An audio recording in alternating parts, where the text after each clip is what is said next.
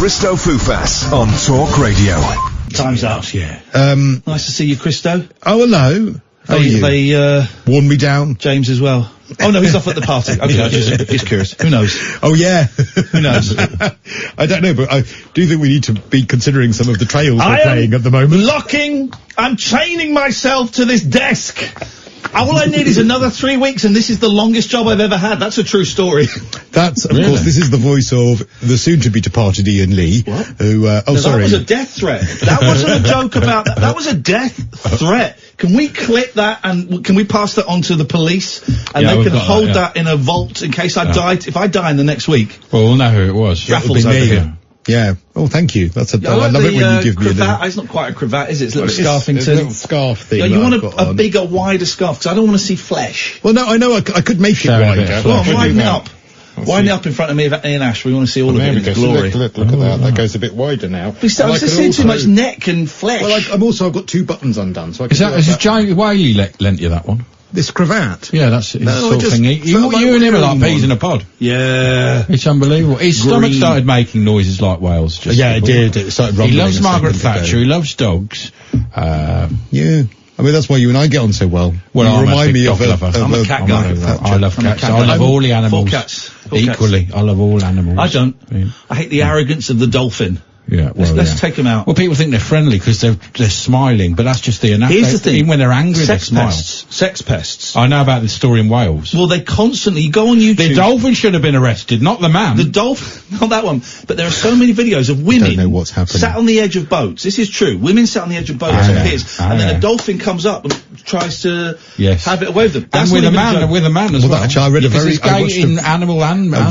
Gay in animal and man. Gay in animal and man. I watched a very interesting documentary about a woman who studied dolphins. I've seen that film. And in order to sort of remain close to the dolphin, she allowed the dolphin to get very close to her. Yeah. And Did you see that documentary? They were very close. Yeah. They got married. What have you got coming up tonight, Iain Lee, or do you not know yet? We are going to be playing Presenter Bingo. Oh, I don't know if I like the sound of that. We're not going to be doing anything that will get me in trouble. I'm lifting the ban on every caller I've ever banned tonight. Are you? And banning all the other good We're through the looking glass, people. I bet Ken's annoyed he rang me now, isn't he? Yeah, we're through. I didn't ban Ken. Ken just decided not to phone me anymore. And he's not spoken to me since it came out that I like touching men's willies. Can't wait this to is have when that you need... And I think that's where we'll leave it tonight. Thank you so much for your company. Thank you. I'm still on the radio. It's all right. I was here anyway. This weekend at 5 o'clock. He's doing a thing. Thank you very much, Ash. Now he's talking to you. Oh, is that me? You're Ash. No, a listener called Ash. No. Thank you, Iain. That's me. And now he's going to go back to talking to the Ian listener. Collins, who was on yesterday. Oh, Collins. And Iain Lee is coming up next with Kath. Rigsby impression. Here. Miss Jones. On Talk Radio. The Late Night Alternative with Iain Lee on Talk Radio. We have ways of making you talk.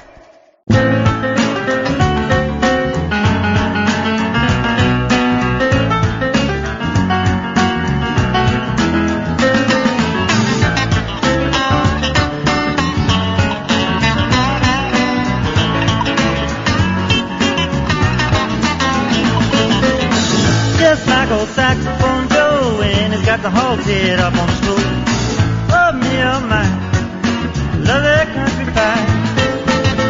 Listen to the fiddler play when he's playing till the break of day. Oh me, oh my, love that country pie. Raspberry, strawberry, lemon and lime. What do I care? Blueberry, apple, cherry, pumpkin and plum. Call me for dinner, honey, I'll be there. Saddle me up on big white boots, tie me on and turn the loose.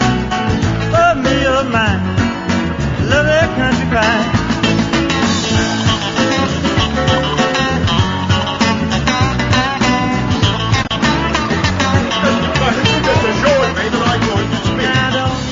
Sit down inside the car. We're not assuring anything. We're under arrest. Look, I'm under what? Gentlemen, this is Democracy Manifest. Have a look at the headlock here. See that chap over there? Get your hand off my penis! This is the way we've got me on the penis, people. Why did you do this? charge. Eating a meal. A succulent Chinese meal. Oh, that's quite right.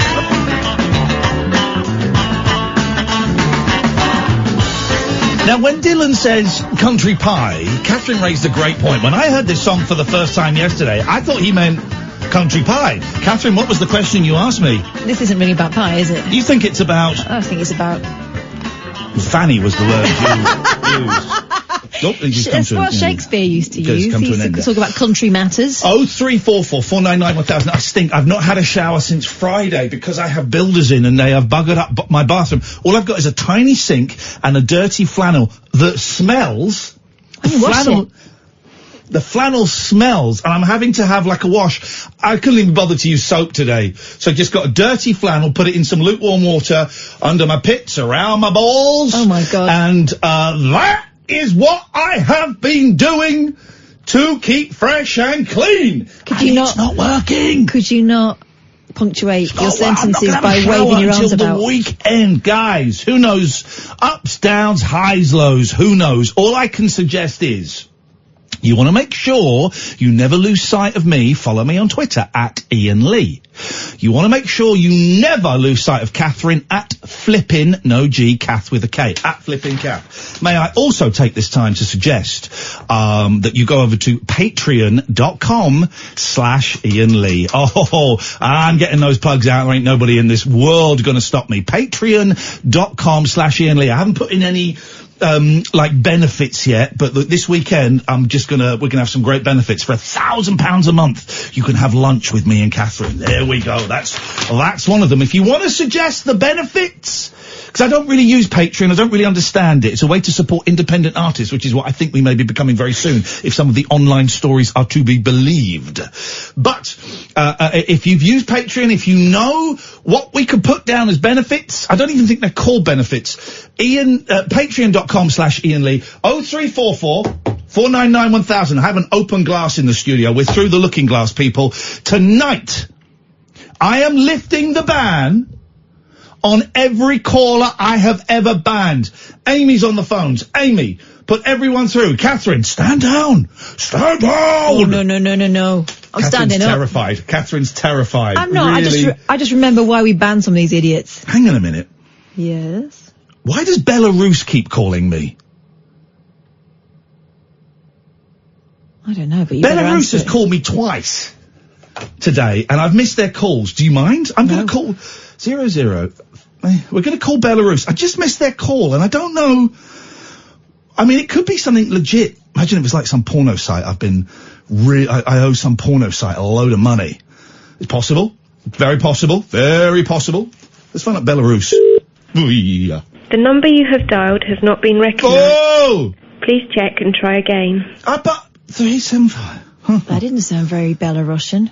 It doesn't sound right. Why does Belarus keep phoning me? 0344 499 1000 is the telephone number. Good evening, Caddick. Okay, we'll come back to Alan when he's ready. Good evening, Gatford.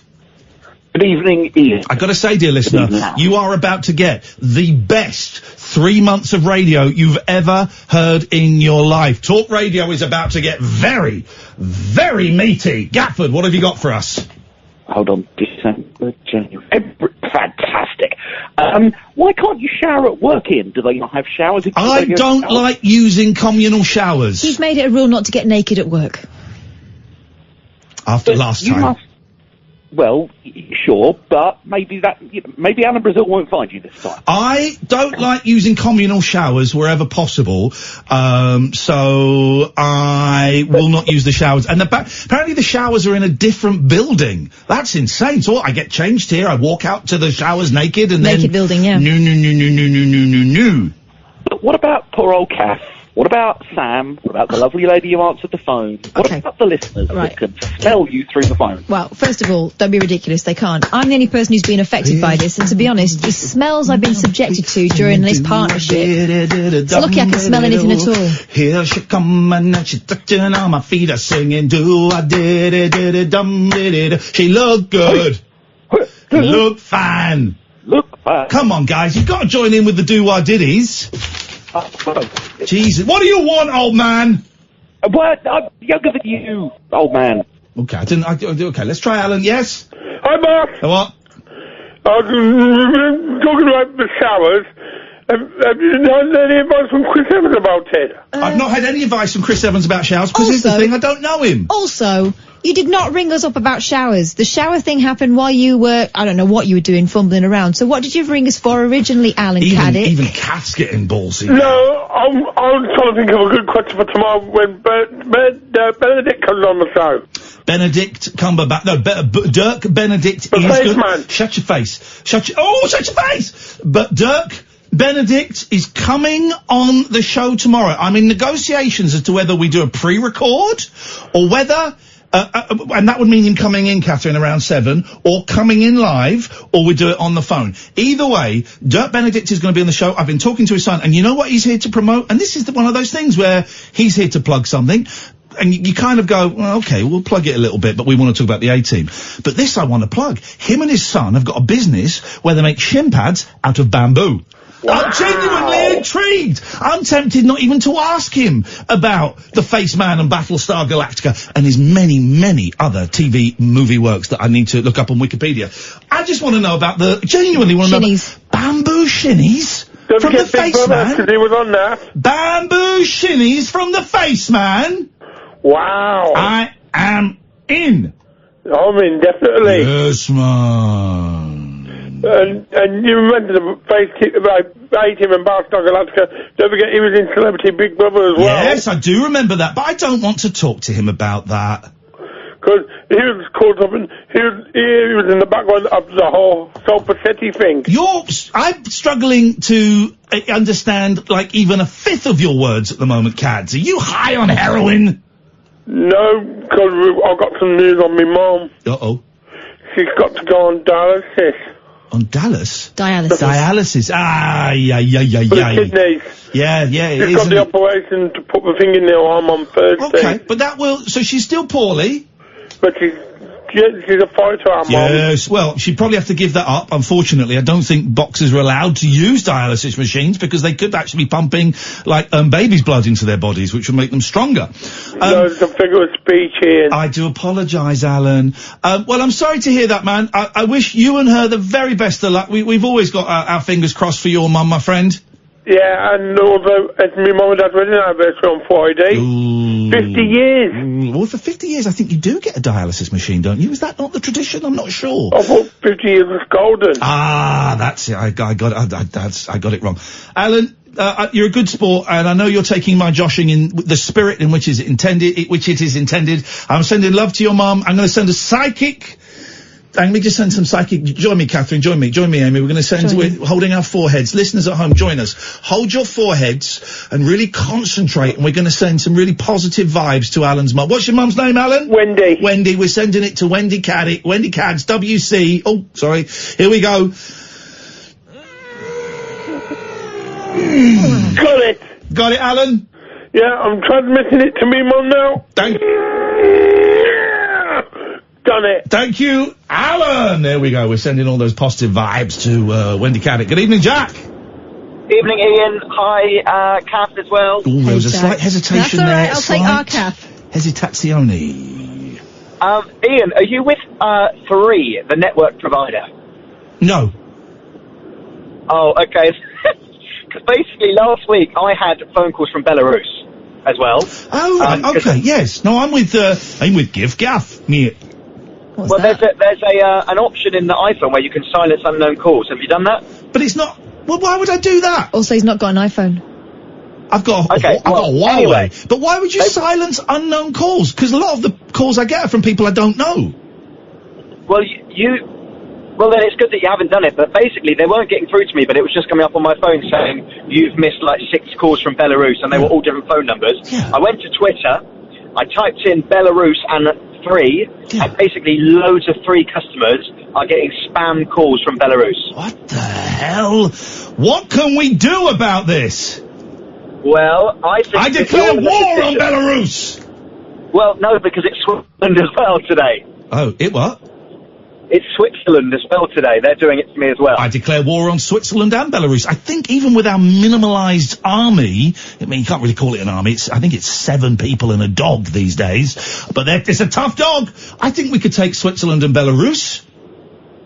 I think that you're in a position within the media to out them. I think there's been some sort of data breach that you and Kath could do some investigative journalism. Okay. Hang on a second. Hang on.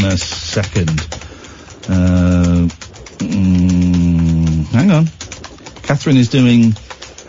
Hang on. Katherine's found something already. What have you found, Katherine? Nothing, I'm just making the right noises. Okay. Well, you're not actually being very helpful. No, but I look busy. Here we go. Right, we're gonna phone up someone in Belarus. You're gonna phone up this place. Okay. We're gonna find out exactly what's going on. Thank you. You're very welcome. Thank you for bringing it to our attention. Right, so we go 00. The code for Belarus, guys, is 375. 375, the goose jump wine, and bumped in the bit. Yep. 4. Here we go, guys. Now, I don't know, is that a Belarusian? Engaged. That's engaged, is it? Okay, alright, fine. Well, listen, we've got no other calls. We'll stay here all night if we have to, because my good friend Jack wants revenge on the people of Belarus. And he's going to get revenge. 00375. We will never stop. No retreat, no surrender. Is my motto. Better than Watchdog. It is better than Watchdog because we've got Matthew Wright on it. Right, here we go. Never stop doing this. Not until. Oh, that's ringing. Hello, is that the hookah place in Belarus? Yes. My name is Iain Lee. You're live on Talk Radio in the UK. Can I ask, who keeps phoning me and my friend Jack up from your country?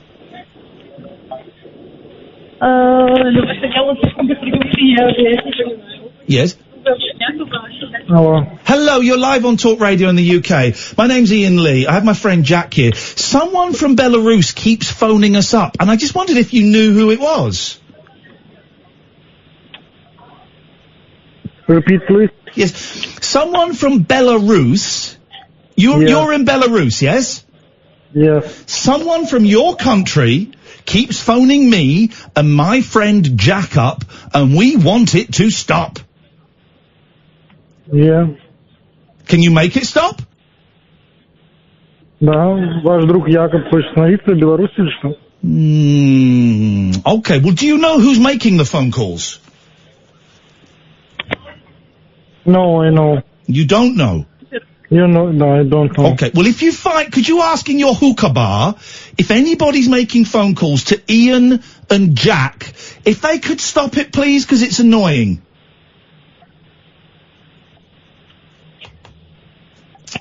Is that okay? Hello? What do you want? I want the phone calls to stop, please. It's driving me mad.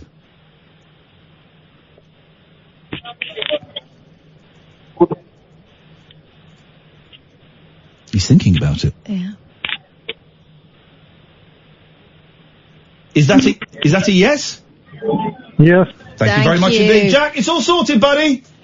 Thanks for that. Thank you, Jack. I appreciate that. There we go. 18 minutes in, first problem sorted. 03444991000. This is Talk Radio. The Late Night Alternative with Iain Lee on Talk Radio. After midnight, we're playing Revolution No. 9 by the Beatles in its entirety with some extra stuff thrown in over the top. 03444991000 is the telephone number if you want to give us a call. Yes, Jerry.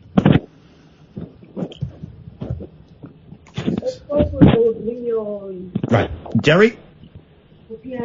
Right, there's literally no chance we're going to hear that.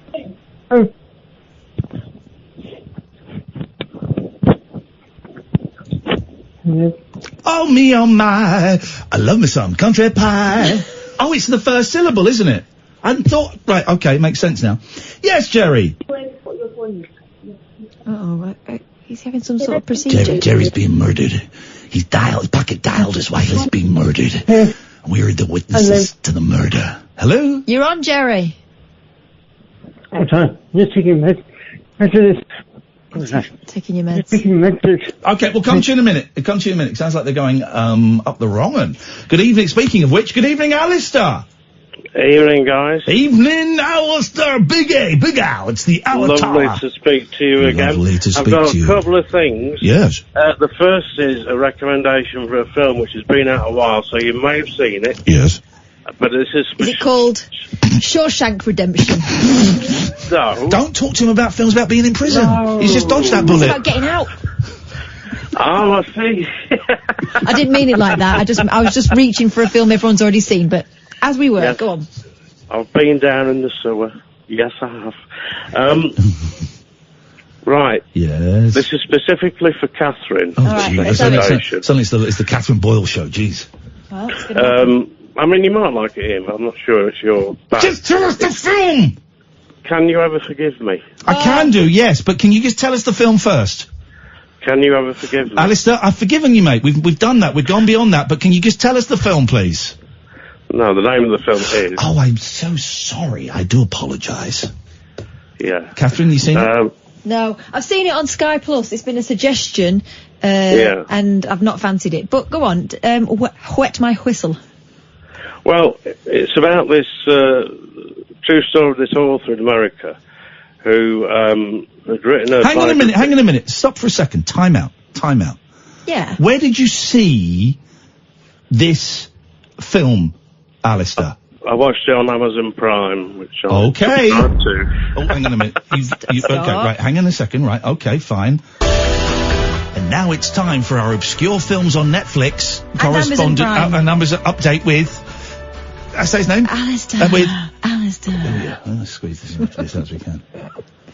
You'll go. Yeah. So, stars Melissa McCarthy and Richard E. Grant, who do great acting in this. Do they do great acting? Great acting. Great acting. Great acting. I love it when they do great acting. They do this, this author who falls on hard times and starts to forge letters from famous authors. And what happens, and, you know. I don't want to say too much, because I know you don't like spoilers. Has it got any rude bits in it? Not really, no. Oh. Okay. But, you know, it's a good character study, Catherine, which I know would appeal to you. Okay. Did you say they do good acting in it? They do good acting, yeah. Yes. I'm in it, but I'm watching it, buddy. I'm watching it. I'm watching the movie. The second thing is... Yes, sir. I was listening to a random playlist on my computer this afternoon, and it was classic 80s tracks. Yeah, man. And one of the tracks, well, actually, I think it was from 75, but the Aerosmith with DMC, Walk This Way, came on, and... You know, you listen to some songs, you don't really know what the lyrics are. Oh, God, yeah. Yeah. And I actually looked him up, and I thought, this song is absolutely disgraceful. What was it, Cat Scratch Fever? That sort of thing, I think. Do you know Cat Scratch Fever, Kath? No, I'm not aware of that one. Great song by a right-wing extremist in America called Ted Nugent. It talks about targeting schoolgirls. Now, I think it gets away with it a little bit because... Oh, my God! I've just read the second verse. Oh, no. Yes, exactly. Go on. What is this? I met a cheerleader. No. Was a real young bleeder. Oh. Steven Tyler! Steven Tyler. I couldn't believe it. Yeah. All the times I can reminisce are the best thing loving with a sister and her cousin started with a little kiss. Yeah. Like this. Yeah. Yeah. Dirty get. We can play a bit of it now. Here we go. This is...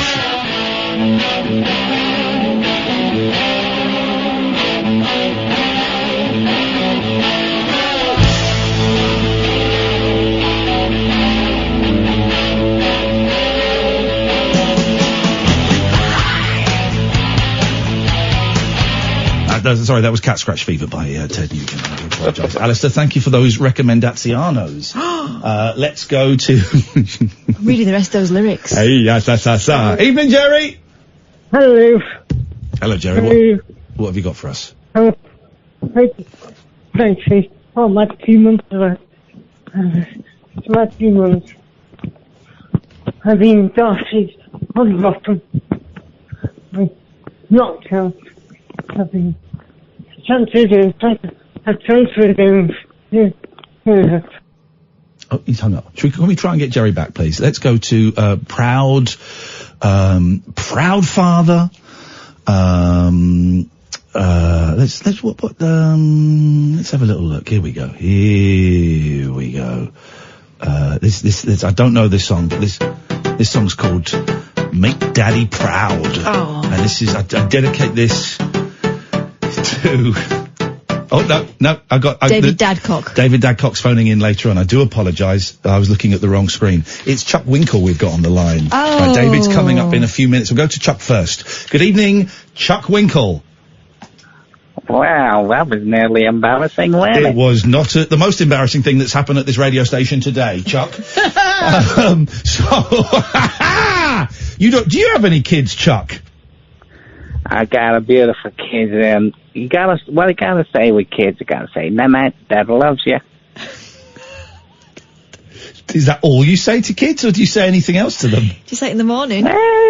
When you put them in bed, but I gotta say, little Alfred, Jonathan, and Missy.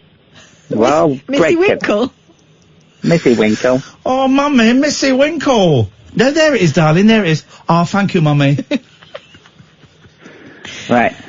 You missed the... Right. What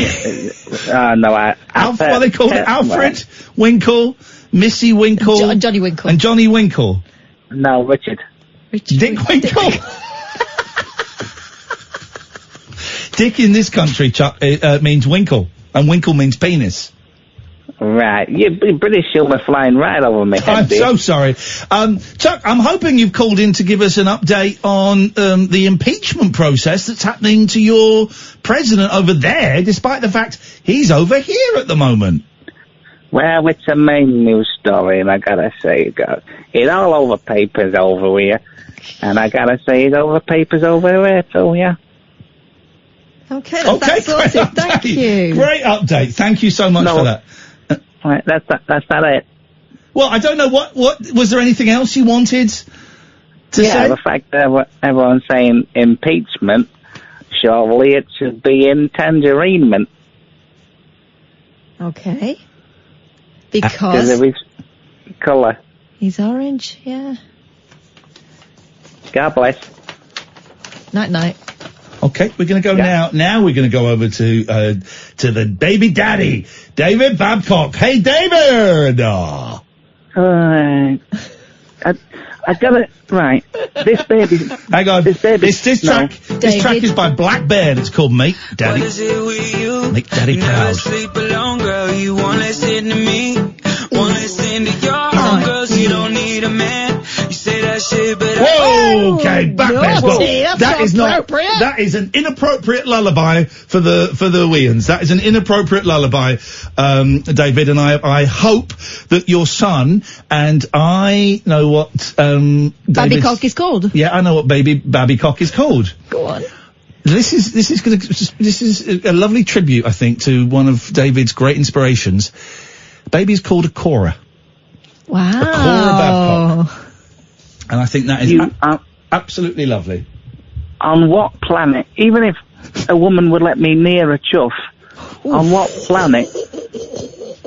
If you keep sweet talking like that, I can hear a few ladies dialing in now trying to get your deets. I'm a proud northern woman. You're talking my language, David. Do you know a bit of sexy talk, Kath? Go on, if you're going to say chuff, let's hear it. I'm going to blow bubbles up your chuff. Could you clip that for me, please, Anne? And? Watch out for the... No, I don't want to do this. Come on, you're getting me going. Can't just leave me dangling. Yeah, I'll leave you dangling.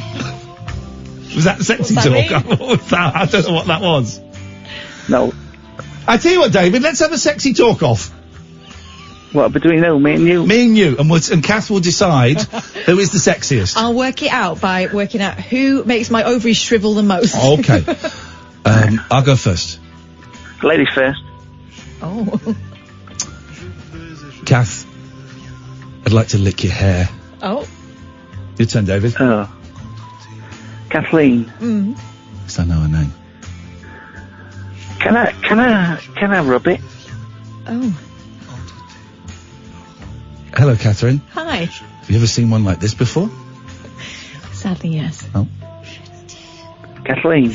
Yes. Do you want to see it wobble? Yes, I do. Katherine? Yes. Is this boy bothering you? Not nearly enough. Oh. Kath? Yeah? Yeah. Can I mould them like dough? No, bugger off. I'm not in the mood. Katherine? Right. What? Oh. I can smell your bum. Oh. Thanks, I washed it. It's my birthday. I'm going to exit right now. Yeah, I would. I don't think you can go much. I think that's his sexy talk. That's what he says when he's about to finish. I'm going to exit right now. Probably for the best, David. It's probably for the best. You should have said that 9 months ago, baby. Have you been spying on me?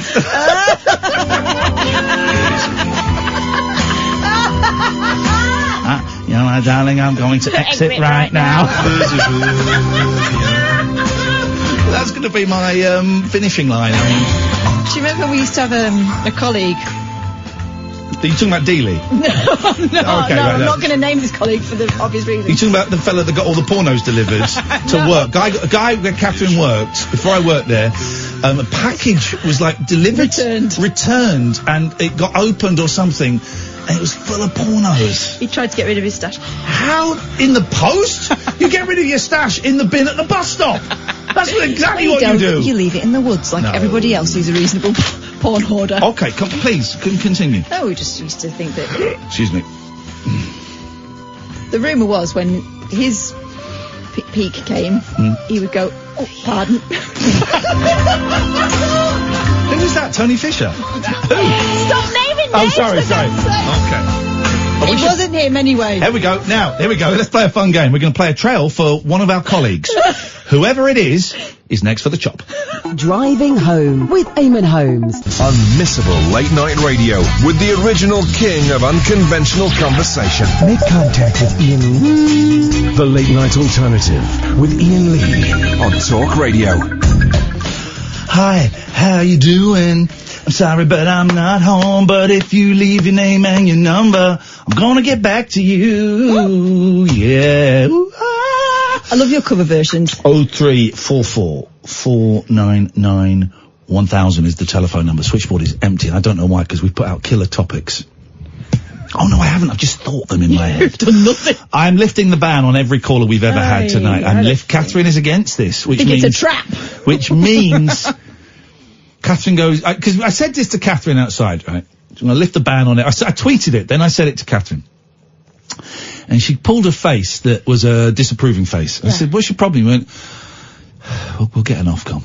I said, how dare you? How dare you? This show has been up for many, many Ofcoms, and we have not won one yet. And I do not intend to win one now. So if you're banned, the ban is lifted. Remember there was a caller very early on, I won't mention any names, very early on, mental health issues. And we had to ask her, that doesn't reveal too much, to stop calling in because one day after the show, one of her friends emailed me to say that this person had attempted suicide and was in hospital and they'd done it because of something that had happened on the show.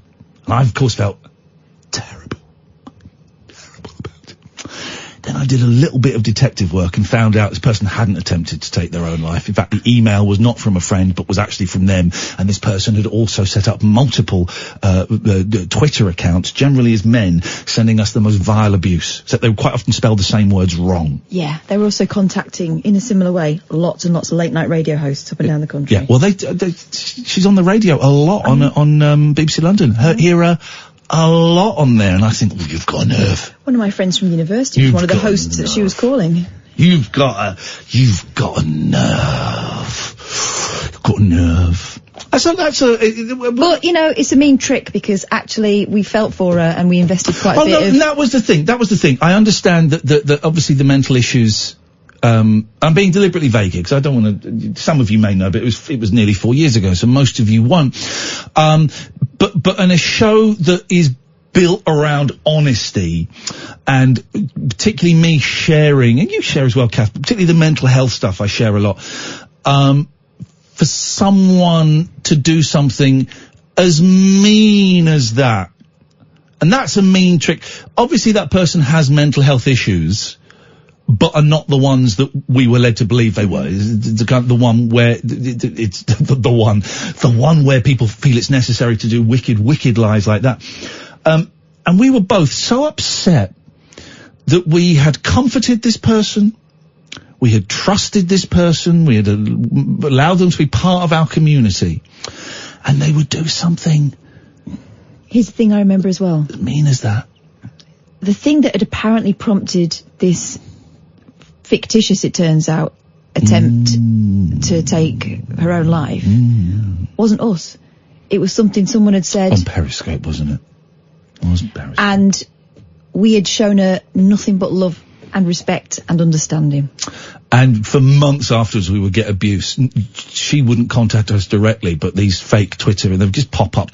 The suggestion was that this person was waiting for us outside. Oh yeah, there was that, wasn't there? I'd forgotten. And then I did a Google image search. Thank you, Catfish. All those afternoons watching the Catfish marathons are not completely wasted. Google image search, reverse image search, and found out it was this New York comedian. I got in touch with him and said, you realise this person is using your images. He complained to Twitter. They found that there was no case to answer. Here's the thing, guys. I'm not going to go into detail because it's not really my place, but some of you will have read the activities on Twitter tonight and some of the news stories about this radio station. I know some stuff and I don't know some stuff. But I've been kind of entrusted to not really say stuff. You know, I've had a kind of confidential phone call where I know some things and there is some stuff that is still a mystery. So there's and I'm saying this in the spirit of honesty, right? Because I don't want you to go, well, you were keeping stuff from us. Some stuff I kind of have to because it was in a confidential phone call with someone high up here, right? Well, and also it may or may not have implications for the people. Exactly. Thank you. But it looks very likely that the station is going through another changing process, as radio stations do. My contract runs out, I think it's the 21st or 20th of March. I'm hoping I can make it that long. Any longer than that would be an absolute bonus. I genuinely don't know, but I have to kind of put myself first. I have to put my family first, and I have to put Katherine and Katherine's family first. We are treating this as though this is the last 3.5 months of us being here. I don't know, and I don't think I'm breaking any confidence by saying that. Again, some of you will have seen the story that's out there, and that's not really my place to comment on that at the moment. So we are treating this as though this is the end of the line. Boy, what if it is? What a ride. Yeah. No hard feelings from me. Also, us treating it like it's the end of the line doesn't mean that, so we're going to sit back and not bother. Oh God, au contraire. Au contraire. The next 3 months, if we are blessed with being here that long, it's gonna be some of the best radio I've ever done, Kath's ever done, and that you have ever heard. If you like what we do, we're kind of taking it to the next level, guy. We got Dirk Benedict coming on the show tomorrow, for God's sakes. And Pete Heat. We got an 18 man and a magician man. Magician man. Okay, yeah. So that is happening, right? Beyond that, I don't know. But we are going to rock up for as long as they want us, and we are going to give you the goddamn best shows you've ever had in your life. you're not going to hear me slag off this company. You're not going to hear me say one bad thing, because for the last nearly 4 years, this place has fed my kids, it's paid my mortgage, it's bought my subscription to adult sites. And they've also allowed us to be as free as we've ever been on the radio. So if it comes to the end, I'll do what I did, not at the last place, because they stitched me up like a kipper. But the place before that, I will shake my bosses, firmly in the hand. I will look them in the eye, and I will thank them very, very much for letting us play in their house. And then I'll go and sit in the car and cry. That's what I'll do. But look, so that's all I can tell you at the moment. And I don't want to dwell on it too much, because it's not fair on other presenters. It's not fair on, it's boring. And also, we don't really know. Boring. Boring. So, listen, come and get it while it's hot, guys. Monday to Friday, me and Kath, we're still up in the air as to whether we're going to do New Year's Eve or not. The excitement of doing that has kind of dipped for me ever so slightly. So we're going to make a decision in a couple of days whether we do that or not. But come and get it while it's hot, man. 0344 499 1000. If you've ever thought, we didn't do the 22 ads, did we? I pointed at you accusatory there. I didn't mean to. We'll do it in a second. If you've ever thought, man, I want to phone those two up, but I haven't got the guts, I haven't got anything to say, now is the time to do it. Who knows what's going to happen tomorrow, right? Now, right this very second, 10:41 and 51 seconds is the time to pick up the telephone and give us a call, 0344 499 1000. You've got Amy working on the phones tonight, who is a delight. She will take your name and number, or give you a call straight back. If you've always wanted to phone up and tell us you think the show is crap, now is the time to do it. We are the band playing on the Titanic while everybody's scrambling for the lifeboats. Me and Katherine are here, and we are playing more songs for your entertainment than you could ever imagine. June, stay there. You're next. 0344 499 1000, the late night alternative with Iain and Kath. Talk Radio. The late night lip service for lovers, loners, and lounge lizards. Yeah, well, where exactly is your accent from? The late night alternative with Iain Lee. I've forgotten your name already, excuse me. On Talk Radio. I swear to God, this show is about celebration, it's about joy, it's about life, and boy, oh boy, oh boy, as long as me and Katherine have got a pass that works here, we're going to come in here every weeknight, apart from the 2 weeks off over Christmas, and we're going to give you bloody BGE. Bloody good entertainment. A succulent Chinese meal. Let's go to June. Good evening, Junie Wooney. Good evening, Iain. Good evening, Kath. June. I'd like to Doofus number 31 and 399 here. Well done. Congratulaziano. But the best of all, Platinum Doofus number 30. Platinum. Did you say number 33-0? Yeah. Oh, that's she a good called one. in. It's not a good one, Katherine. That's the best one. Yeah. Here's the thing, June. The number 30 platinum membership card. There are still some membership cards available for sale at iainlee.com/shop/ I think. And I got a few I got posted out. The thing about number 30 is when me and Katherine were doing it, we knew it was for you, and we decided we were going to make that the most special card, and we licked it. Mm-hmm. We kissed it. Mm-hmm. I bowed down in front of it naked every morning for a month, June. That is imbued. That I have suntanned my perineum. Oh my God. Whilst holding that card. That's got special juice on it. And I did the downward dog on it every day for a week. Oh no, not a week. A whole week, June. What a wonderful. What have you got to... I can also report... Oh, yes? ...that I have listened to the 7-inch single. Did you like my 7-inch? I liked it. But? Dylan liked it. But? Rachel liked it. But? Charlie liked it. Anybody else you want to name? Dylan's mum didn't like it. Screw her, loser. And that was rude of me. That was rude of me. That was a knee-jerk reaction. But you're an artist. We put our heart and soul into and she that. is a loser, and she should... Anne's dad didn't like it. Absolute beanhole. Is that it? What a beanhole of a man. I'll show him it in the car park, the Talk Radio car park, 1:30 this morning. If he's man enough to slag off a record, I tell you what, critics, your job is to criticise. My job is to create. You try creating, and I'll try criticising. One is very, very hard. The other one is very easy, and I know which is which. Oh. Well, yeah, so do I. I mean, we liked it. Good. We loved it. Good. Here's the thing. We thought it was really good. We made it for you. We didn't make it for those people. We made it for the fans. Yeah. We made this one. We made this one for the fans. You know, this one's for the fans. You know, it's not for the haters. The haters are going to hate. You know, as my good friend Tyler Swift says. You know, but this one we made for the fans. You know, it's for the fans. Well, you have now been replaced into your sleeve. Yeah, thank you. And put back in the knicker drawer with the saxophone player, his photograph and his CD. Thank you very much. I love being snuggled up with your knickers, June. Thank you, June. See the picture? Did I send you the picture of, you know Hanson have got 3 members in? Yeah. There's a 4th Hanson brother. Did I send you the picture of the 4 Hanson boys? Yeah. He looks like, Weird Al Yankovic, after a really bad year. I bet he's a jolly nice man. Oh, yeah. Handsome one. Good evening, Phil. Hello, you alright? Hello? Hello? Hi. Phil. Hello, can you hear me? Phil. Yes, we can hear you. That's why we keep saying hello and then your name and then waiting for you to continue, s'il vous plaît, monsieur. Yeah, sorry, yeah. Okay. I've only been listening to you guys for probably 2 months. Unlucky. And I love you. I think you're great. We're the best. You are. I think it'd be very sad if there is only 3 months left.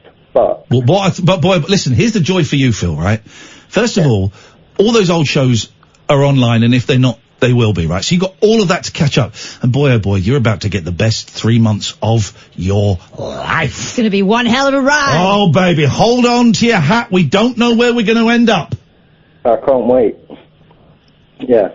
No, it's just you guys come across with, it seems like you've got really good hearts, and it's really nice to listen to. You didn't talk about my arse. Hearts. I do apologise. I'm sure you've got one of those as well, but... it's not too bad, thanks. No, I don't know. Sometimes it's rotten. I got a medical condition. So have I, as a result. Burnt nostril hairs. Anyway, Phil, what can we do for you tonight on the hashtag TLNA? Not much, really. I just kind of... Yeah. I just basically thought I'd call and say hi. And thank you. Just to say I enjoy your show. Thank you very much. And I don't sleep very well, so for the 3 hours that you guys are on, it's just good. Phil, nice one, man. Thank you. I'm glad you found us. We don't know what's going to happen, but we are going to give you the best 3 months of radio we've ever had. Well, who knows? We might be around after that. I don't know. But then you've got the whole podcast. There's the Iain Lee Vault, and I can never remember the thing. But if you Google the Iain Lee Vault, a very nice young man does it for free. I bunged him a few quid back in the day when I had money. I'm skint now, but a guy called Matty, who's a friend of mine now, looks after it. He's the caretaker for it, the curator for it, and it's a really great resource for my work. Excuse me, do apologise for that. Do apologise for that. Hello, Claire. Hi, Ian. How you, Kath? Hello. How are you guys? My health is not in question. I'm all right. Well, I just wanted to phone in. I'm from the Huntley Keith and Son of Cats Protection, and your name's Fast Liquor and Sheena. How are Fast Liquor and Sheena doing? Fast Liquor and Sheena are doing amazing, and fingers crossed, I think I've got a new home for them. And by the way, fingers crossed is a great name for the next kitten you get in. Well done, you, Claire. You're thinking. So how old are those cats? So they're 7 months old. Right. You have no idea, right? When you saw those pictures, I had to say, they're in Scotland. Forget it. It's not going to happen. I'd have driven up. But you got a home for at least one of them, have you? We hopefully have a home for both of them together, because they're sisters. So hang on, fingers crossed. Your Cats Protection, right? Yeah. Because there's so many different organisations. Cats Protection League is one of the bigger, but there's RSPCA, there's lots of little independent ones. But Cats Protection is where I got my Velvet from, who passed away a couple of weeks ago after living with me for nearly 19 years. I have and that was the 40 quid. £40 I paid for a friend. For a friend for nearly 20 years. What? I mean, I pay a lot of money in visas and stuff, but I've got so much time for the cats protection. And when I was looking for my last couple of sets of cats, I went there first. They didn't really have anything near me that kind of worked. But I think what you do, I think cat fosterers, I think all of you people, I think you're amazing, man. All of my 5 cats have been rescue cats. So thank you for all the work that you do, man. I love it. Oh, no, thank you for adopting them. We have about 50 rescues here. We've got pigs and horses and dogs and cats and everything. But we just foster for... we have 2 pigs, Bernie and Holly. Interesting. Suddenly. Yeah. Cats are boring. Pigs, though. You can put saddles on them and ride them, I think. God, you give them stupid names, wouldn't you? Like Sniffer and Boink Boink. Boink Boink is a great name! Boink Boink and Oingo Boingo.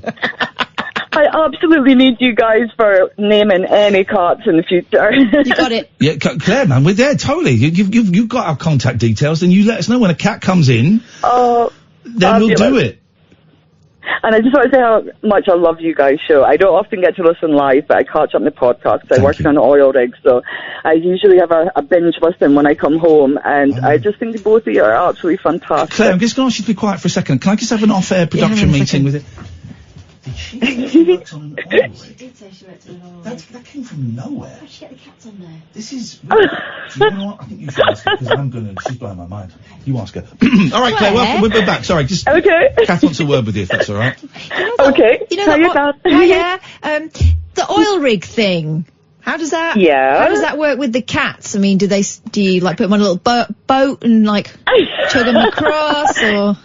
Yeah. No, I have a very patient husband who has got early retirement from the police after 30 years, so he looks after all the animals, and I go away for 2 weeks and earn the money for them. Basically. Oh, so you choose all the cute ones and then bugger off and let him look after them. Claire, can I ask, what do you do on the oil rig? Do you just go over there and pump off as hard as you can? Oh, flipping heck.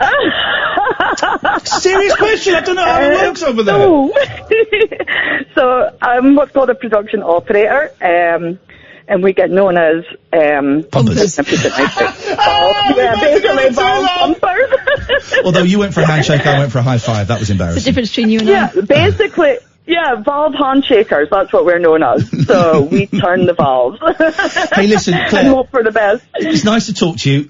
Genuinely, I think anyone that fosters cats and rescues cats and looks after them and tries to find homes for them is an absolute legend. But my rescue cats, my 4 girls and 1 boy, brought me so much joy, Claire. You're doing God's work, so thank you.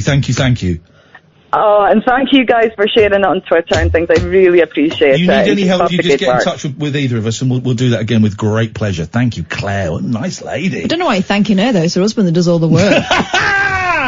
Hello, Lee. Oh! There's Katherine. Hello, Katherine. Hello, Lee. You down a hole? I think he just fell off a ledge.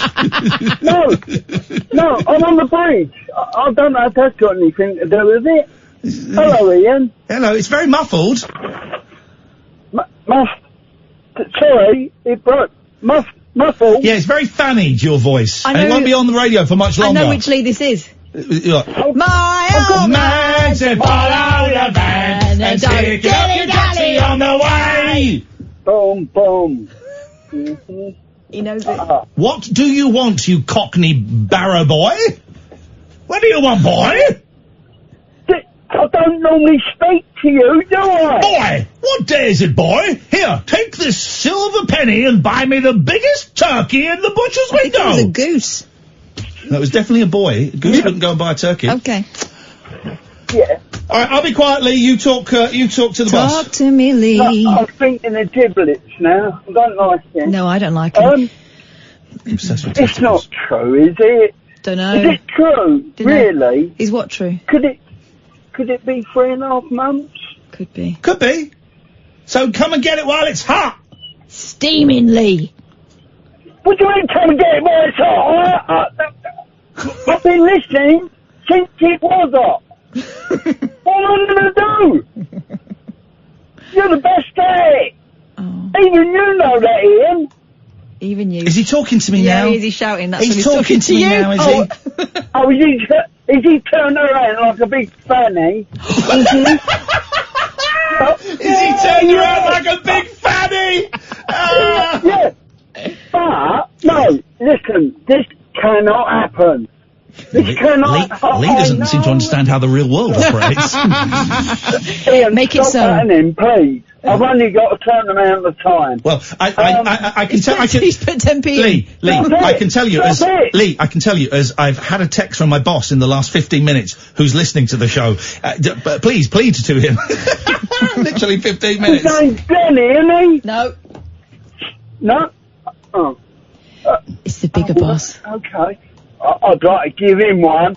Well, no, we can't advocate sexual relations between Although whatever works. No. Listen, listen, well, you know, he's did genuinely have a text from the boss. 0344 499 1000 is the telephone number if you want to give us a call. You're very, very welcome. We've not really touched on anything, which is kind of the way we like to roll. If you ever want to give us a call, now is a great time to give us a call. The switchboard is empty. I'll come up with some, okay, here we go. Let's come up with 6 topics, 2 each, right? 3 each. That's how it works. Okay, here we go. Fights you had at school. 0344 499 1000. Fights you had at school. Kath, what you got? Oh, this is always a belter. Things you've been stuck in. Stuck in. 0344 499 1000. I never thought I'd put that in my mouth. I never thought I'd put that in my mouth. 0344 499 1000. Going through the wrong door. Oh, yes! Wrong door. What's the number? 0344 499 1000. You don't always know the number. I know this one, I just don't know the other one. Stuff you found when your parents died. 0344 499 1000. Stuff you found when your parents died. And people you've looked like in your life. There we go. We go through phases. You start looking like hot actors, and by the end, you look like their mums and dads. We just came up with that, right? They just came up with that. These are the topics. You can call in about anything. Fights at school, things you got stuck in. I never thought I'd put that in my mouth. The wrong door. Stuff you found when your parents died, and people who you've looked like. 0344 499 1000. I know we make it sound easy, but trust me, it isn't. This is Talk Radio. The Late Night Alternative with Iain Lee on Talk Radio. We have ways of making you talk.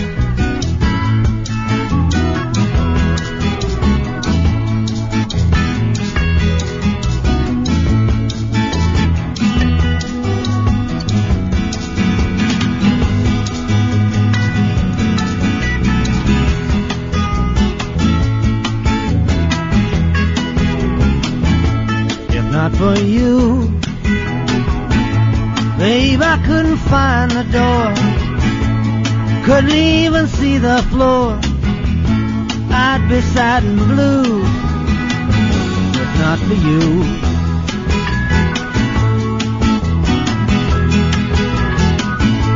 If not for you, babe, I'd lay awake all night, wait for the morning light to shining through, but it would not be new if not for you.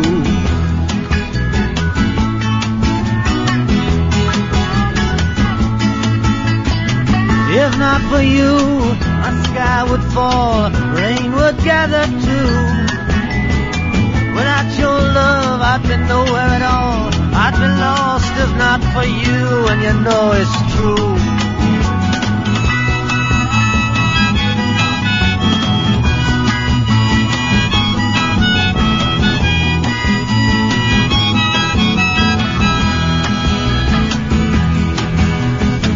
If not for you, my sky would fall, rain would gather too. Without your love, I'd be nowhere at all. Oh, what would I do if not for you?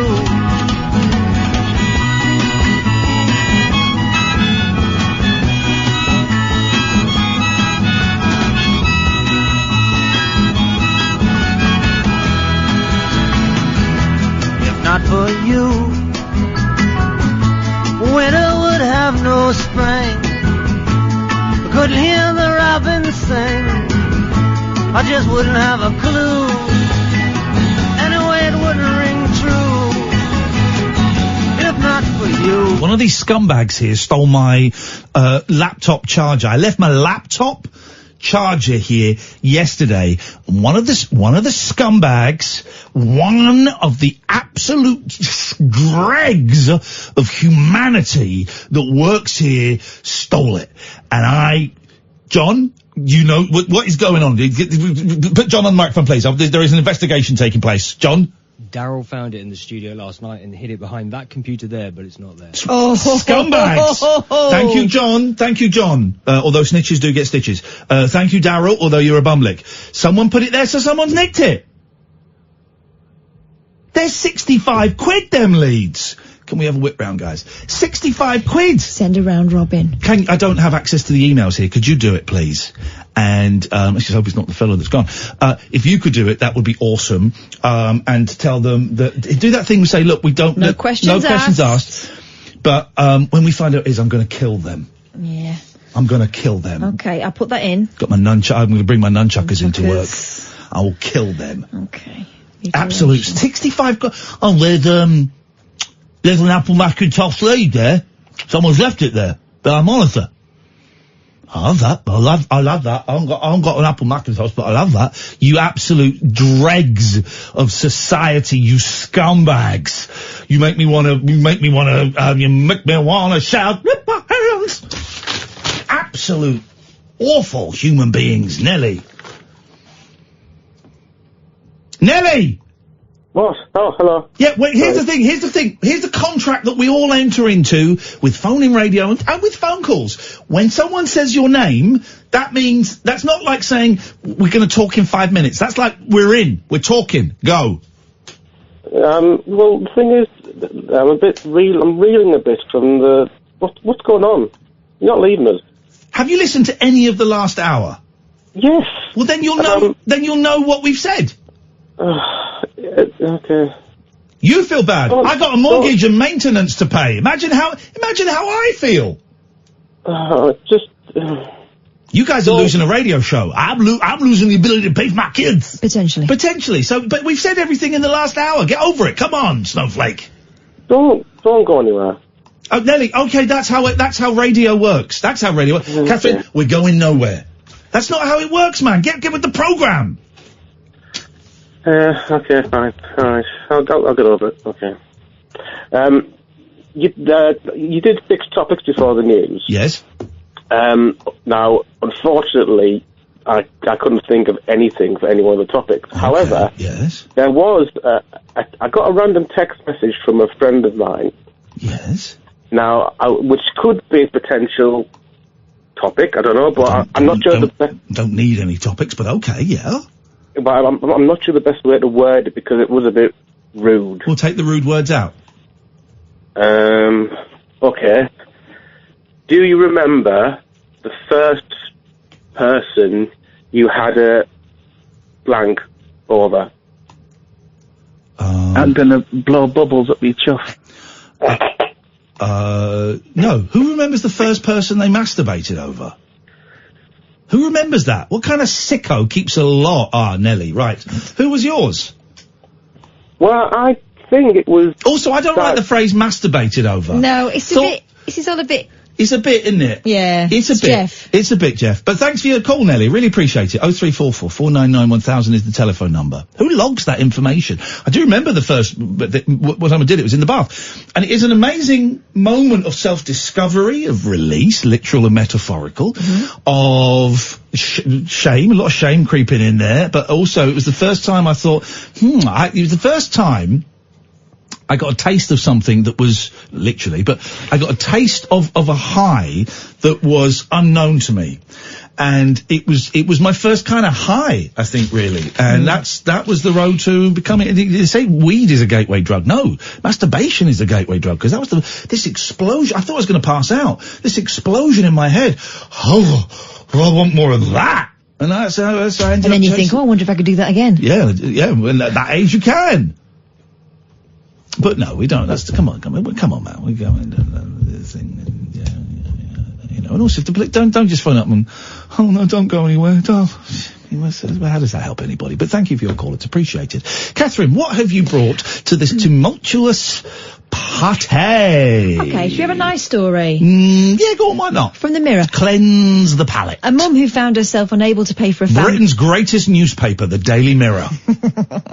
It is a rich vein of good stories. It's a great paper. A mum who found herself unable to pay for a family meal at a Toby Carvery restaurant wants to thank the kind stranger who paid her bill. Lucy Headley took her children to the Toby Carvery in Aintree, Liverpool for a meal last Wednesday to take advantage of a Black Friday discount offer. What? They have Black Friday in restaurants? Yeah, everyone's on it now. Here's the thing, right? I love a Toby. Hey, and also, I keep driving past. Somewhere near me, I keep driving past a Harvester. Now, I've not been into a Harvester since I was 15 or 16. So we're talking 30 years, right? And it's a bit tattered, it's a bit worn, a bit battered.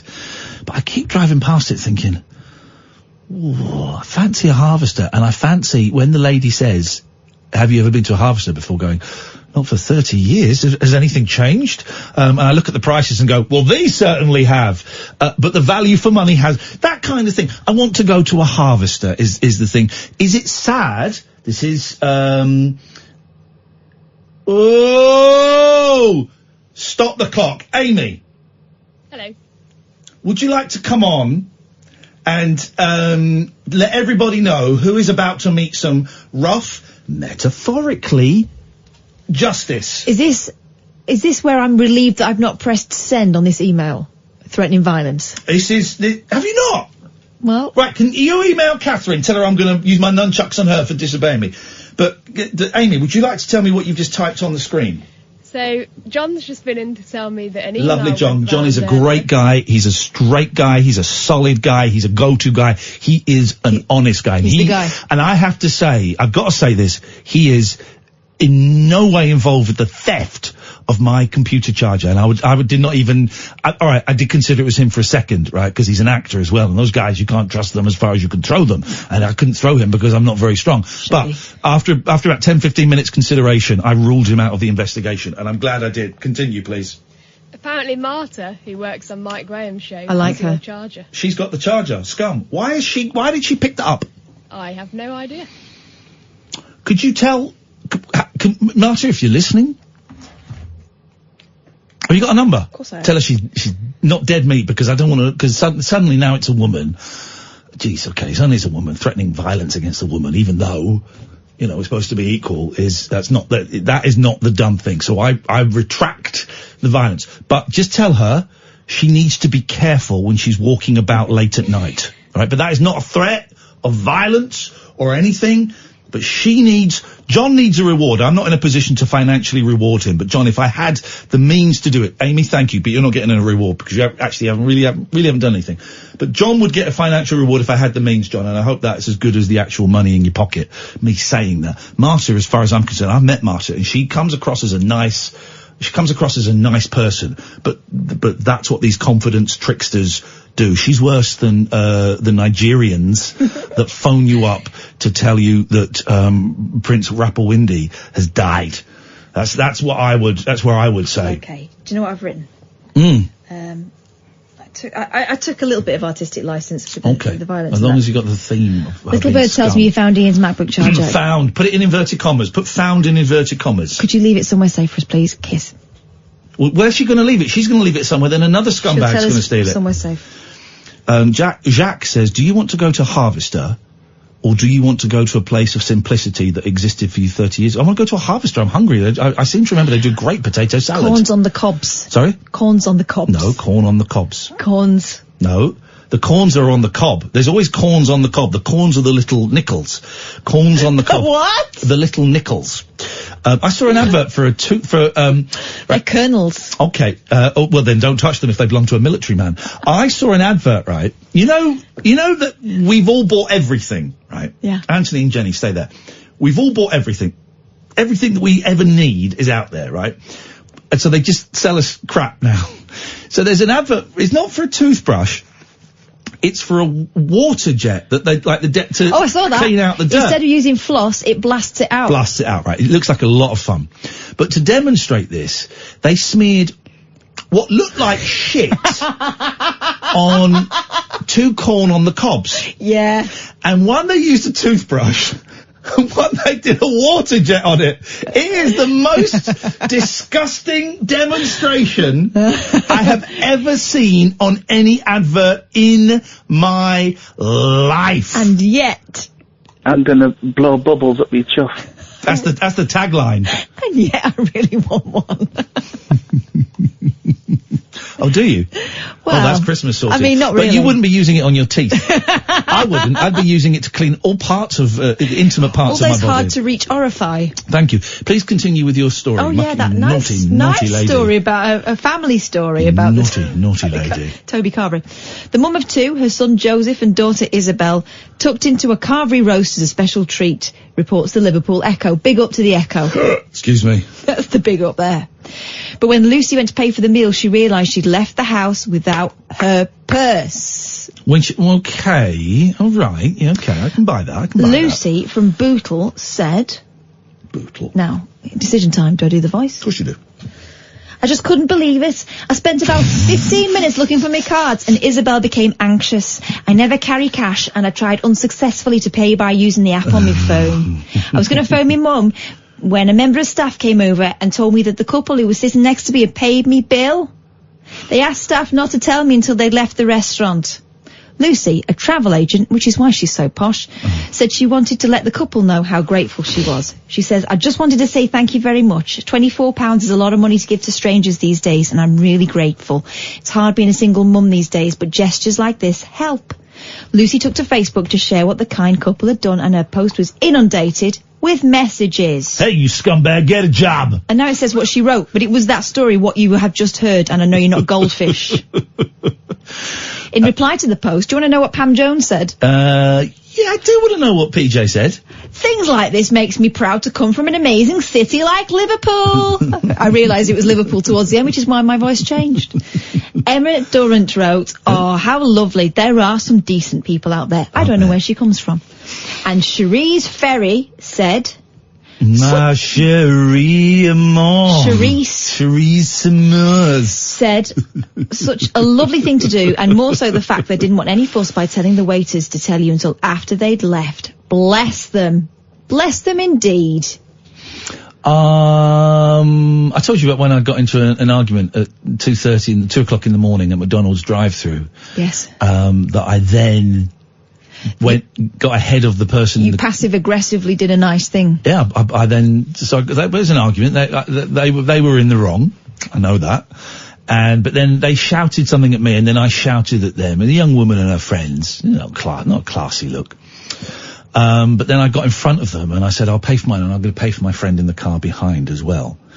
And you were on speakerphone when I was doing hilarious. This. And I pulled up, and then I watched in the rearview mirror as the young lady and her friends went to pay, and then they sort of looked at each other and went, what? They looked at me. Fair play to her. She came out of her car, and she came and said, thank you for doing that. And I said, I'm really sorry I shouted at you. And she said, I'm really sorry I shouted at you. And I said, enjoy your meal. And then I told her to F off as I drove off at high speeds. Didn't do that last bit, but that was nice. Yeah, that's what I call a happy meal. My friend Sue says, we've talked about, what have you been stuck in? Sue says, I was stuck in a stranger's bathroom once. She WhatsApped me. I had to be rescued by the fire brigade, but I can't speak to you now. Come on, That Sue. is a story that needs some detail. That is not how you play the game. That is not how you play the game. It does remind me of one of my favourite videos I took of my toddler at the time, when she got stuck down the toilet. Oh, yeah. And of course, everyone knows when you've got young children and they're having a crisis of that magnitude, you film first, help later. Exactly. Get the cameras out. I don't think we've taken the break. We've got Anthony, Jenny and Dan. 0344 499 1000. This is Talk Radio. A star-crossed soapbox for sailor boys, stable girls, I'm on the edge. and stripper grands. It depends who you're with and it depends on the situation. Late night speech radio with a difference. Thank you. The Late Night Alternative with Iain Lee on Talk Radio. 0344 499 1000 is the telephone number if you want to give us a call. It'd be very, very welcome. Good evening, Anthony. Hello, how are you? Anthony, what can we do for you? I was speaking on Thursday. I went to a Annie on Friday, so balls are rolling again.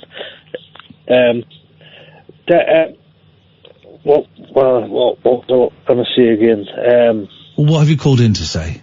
It was basically just that, but you were on about some things earlier on, like fights you've had at school and stuff. Yes. An epic fight at school. My brother, with our mother, who's passed away now, unfortunately, and like I don't condone violence, but it was an epic fight.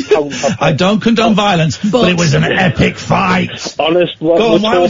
First of all, before we laugh about it, did anyone die or lose an eye? No. In that case, describe this epic battle. It was one of them fights now when everyone, it was at school, when everyone circles around so the teachers kind of get in and break it up. Yeah. It was one of them scraps, and it went up. 1 minute I was on top of him, next minute he would be on top of me. It was a full-on scrap, like, it was epic, like. Things I've been stuck in, they were fitting, like, sewer pipes down in the pit near where I live. Oh. And there was one on like an angle, and we're sliding through it. And when I slid through, my knees went up, and I got wet. My knees got wedged in, and my feet. I was freaking out. I mean, my pals. No wonder he's a drug addict with all this trauma. It makes sense now, Anthony. This is what triggered his eye. I'm telling you, that was. I can't quite remember how long I was stuck in there. But how did they get you out? Did they? Please tell me they put butter on your knees. Yeah, well, me pals tried to pull me feet, tried to pull me legs straight from the bottom, but it was just I felt it was breaking my knees. Eventually, they were just pulling us. I had to just reach up, and they were just pulling us by my hands, and eventually I climbed back to the top. No, if you're wedged in by your knees, they can't pull you down by your ankles. That's gonna do you a mischief. But it seemed like the best idea at the time. Like, yeah, I bet it did. But mind you, it's a better idea than flushing your kids in the toilet. I didn't flush it down there. I've seen the picture, Catherine. I have seen the shameful picture that shows terrible parenting. It was just a little voice going, "Mummy, it's not funny," and the camera shaking. I went, "It's a bit funny." I've always had a high opinion. I thought you're a canny lassie, and then you're wrong. My opinion's changed. Her bum was going round the U-bend. It was too good an opportunity to miss. What about that? You just see her face and her ankles. Anthony, hang in there, buddy. Hang in there, man. You're a good man, and you're going to get the life you deserve. I promise you.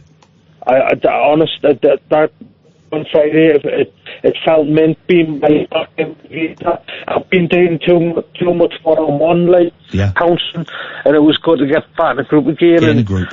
I mostly listen, like, but it doesn't take long to start me off. So, like, within a couple of groups, I'll be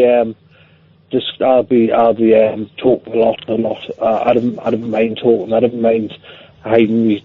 Well, not secrets anymore. I don't mind letting it out loose. It's easier to let it loose than keep it in. And good. Anthony, it's good to hear from you, my friend. Keep coming back, as we say. Good evening, Jenny. Hello, Iain and Kath. First time caller, a long time sufferer. I would be just so happy when you two are not on the airwaves, because I'll get a full night's sleep. I'm confused. She's being nice. She gets the bell! Jenny! You little minx. She sounds like we've trained them too well. You know what she did there? Them too well. Have you ever heard of negging? That's what she just did to us. When you bring them to the edge? No, that's edging. Okay. Negging. Oh, is that when you get a thing and you... No, that's... Pegging. No. Right, okay. Sorry, Jenny. Negging is when you fancy someone, but you're rotten to him, so it makes them keener on you, apparently. I don't fancy him. Well, God, blimey. Well, I wasn't talking about him, Jenny. Jenny, we will find out where you live. We have your phone number now, and I will make it at my point of pleasure to phone you every weekday between 10 and 1 constantly, and entertain you by singing to you, doing rude raps, playing the guitar, acting out Shakespeare. Jenny, I will never leave your side. You'll lose all the listeners then, I tell you. I only want one listener. I'm moving in the morning. I want one. You won't be able to move because I will sellotape you to the bed. Let's go to Dan. Good evening, Dan. Good evening, Ian. Good evening, Kath. Hello, Dan. I just called to say, you know you like Harvester. Well, I don't know if I do like Harvester. He thinks he remembers liking it. Yes, I don't remember the food. I remember the potato salad, being very mayonnaise-y.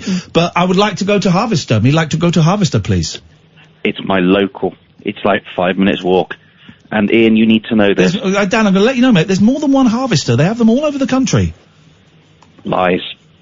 Okay. They deliver, Ian. Shut the front door. Oh, but you can get hearty British grub delivered slightly lukewarm to your door without the free unlimited salad. I was going to say, but then you miss out on the salad bar. I want the free unlimited salad. We want them croutons. More coleslaw than is reasonable for a human male. It's reasonable. I want the coleslaw and the PS, the pot sal, the potato salad. I want to go. So Harvester is meat. Toby's is meat. So we know Toby's is meat. We know Toby's does breakfast meat. Cooked up by somebody else. And roast potato meat. Harvester is meat. It's everything. It's pub grub.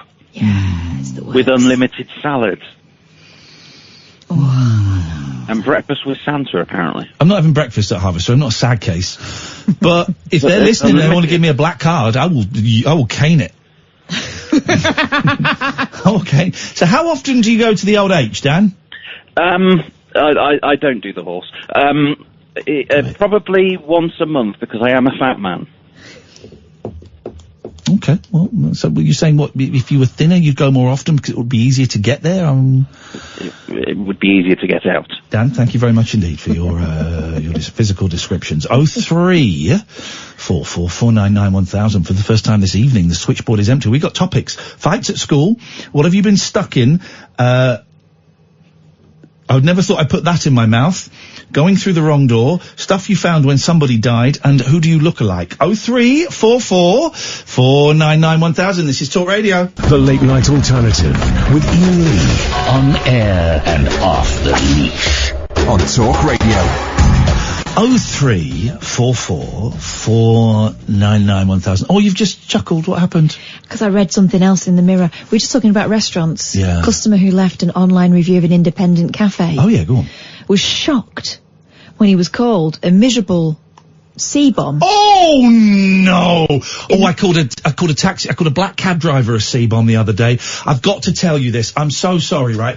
We were driving along a major thoroughfare in London, the Marylebone Road, okay? It's 2 lanes and a bus lane, right?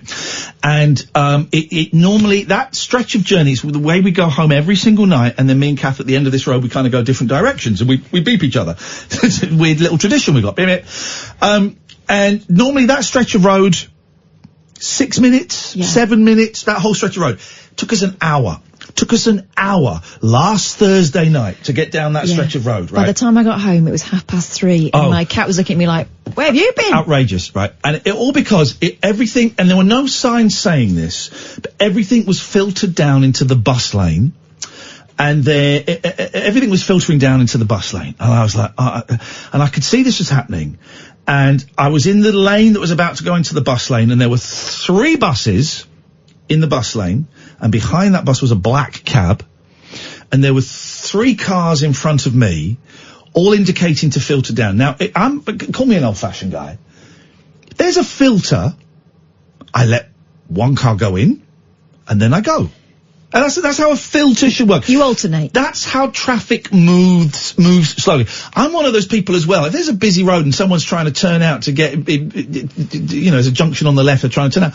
Generally, I would say 7 out of 10, 6, 7 out of 10, I will let that person go. Same. Unless they are pushing.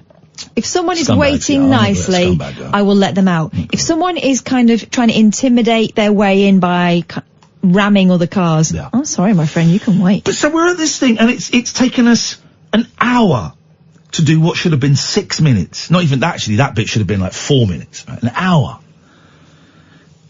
And the bus would let a car in and then move. And this black cab, was right up the back of the bus. And so I'm indicating to try and get in front of him. And he's doing that thing of just going right up the back of the bus. Mm-hmm. And so I wound down the window, right? And I said, excuse me! He looked at me and wound down the window. Yeah? I said, mate, I don't suppose I could filter in, could I? No. I said, you're joking. He said, no. I said, mate, there's 3 cars in front of me. Someone has to let us in. We're in the right lane, but we have to... Someone has to let us in. And behind you, loads of traffic, like 3 lanes of traffic. I said, come on, man. You've got to let one of us filter in. He said, I've got people in the back, mate. I said, what does that mean? You ask them what they want to do. I said, no, come on, man. The way a decent road works is you let people filter in. If people were letting people filter in, this traffic would have gone much quicker, right? And he said, no, I'm not going to do it. I said, come on, man, please. And then we had a bit of an argument. I said, no wonder people are using Uber, because I'd been in the traffic for 50 minutes, nearly an hour at that point, and I was fuming, right? I said, no wonder people, I was very polite. I said, no wonder people are using Uber. When this is how you treat people. I haven't got a problem with black cabs. I've got a problem with people like this black cab driver, right? So then there was a break, the bus moved forward, and the cabbie didn't quite notice. So I went to go in, and he sped up, went round and got in front. I went, Right, and then, so we're all in the bus lane, right? But then the bus lane continues straight, so buses and taxis can go forward, but regular cars have to turn left and do a little detour and a little detour and a little detour. And so now I do this little detour, this little detour, this little detour, and then I get to some lights, and I see, because it was mauve, this black cab, it was a mauve cab, and then I see this cab at the lights. I think, oh my God, I'm going to catch up with him. And I pull up next to him. And he had his window, and I beat the horn, and he wound his window down. And he'd been really smug. He'd been very, I can't let you in front of me. Oh no, I can't. Yeah. I'd like to, but I can't. Playing to the crowd in the back. So he wound his window down, and I said something. And he said, what? I said, you, sir, you drive like a C. He went mental. What? What did you say? What did you say? I said, sir, you drive like a C. What? And I think this is illegal. I don't, someone know the rules of the road? I think this is illegal. He then got the phone out of its cradle. He had sat-nav on it. He got the phone out, and he's holding the phone he's stationary, but the engine is running. This is illegal, right? I think so. He got the phone, and then he starts to film me. Right? I didn't want to be filmed, so I moved forward a little bit so he couldn't see my face. And he's going apoplectic, because he'd been all smug and I had the audacity to very politely... Well, not very. No, it was politely. I didn't call him. I said he drove like one. Okay. Right? And then the lights change, right? He's in the bus lane. I'm in the lane next to him. And so I'd start going forward. And then there's something parked in the bus lane. Oh dear. So then he accelerates to try to undertake me. And by coincidence, at that moment, I sped up, so he couldn't undertake me. So he then had to go behind me. And then I was all flustered because some guy had tried to film me, and and my foot slipped off the accelerator, right? My foot slipped off the accelerator, so I kind of suddenly I'm slowing down, and he's flashing me and beeping me, and I'm panicking because I don't know what's going on, and oh God, it was a really horrible, tense moment. Eventually, after 20 seconds, I got my foot on the accelerator and I managed to pull away, and he was furious. Gosh.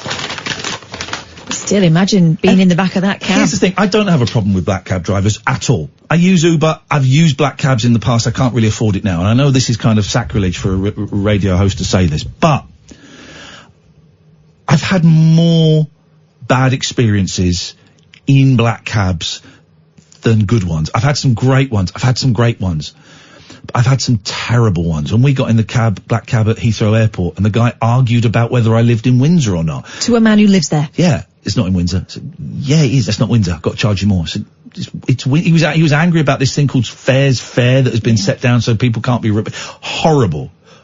Made us get out. He made us get out. I gave him the finger. And then a very nice black cab driver said, I saw what happened. That was really out of order. We're not all like that. I will gladly take you. And he was a gentleman, a real gentleman. When we went to Glasgow, we had a brilliant taxi driver. Do you remember? Then he became... No.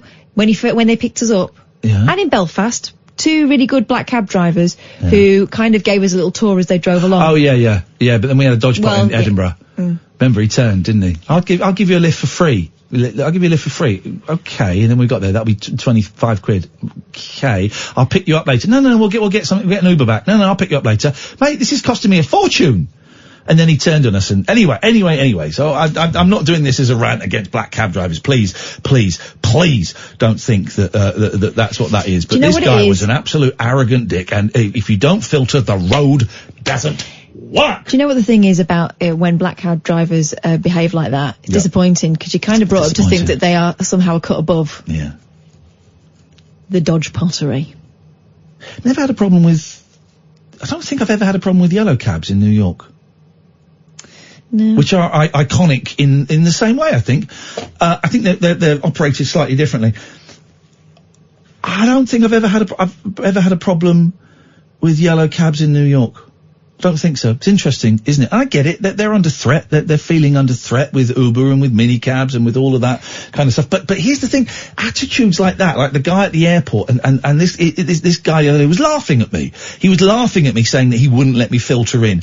Attitudes like that don't do you any favours. And then they'll get called out by some absolute beanholes on Twitter from it. And again, the vocal ones on Twitter don't really do, because there are some great black cab drivers. Of course there are. There are dodgy radio hosts. There are dodgy everywhere.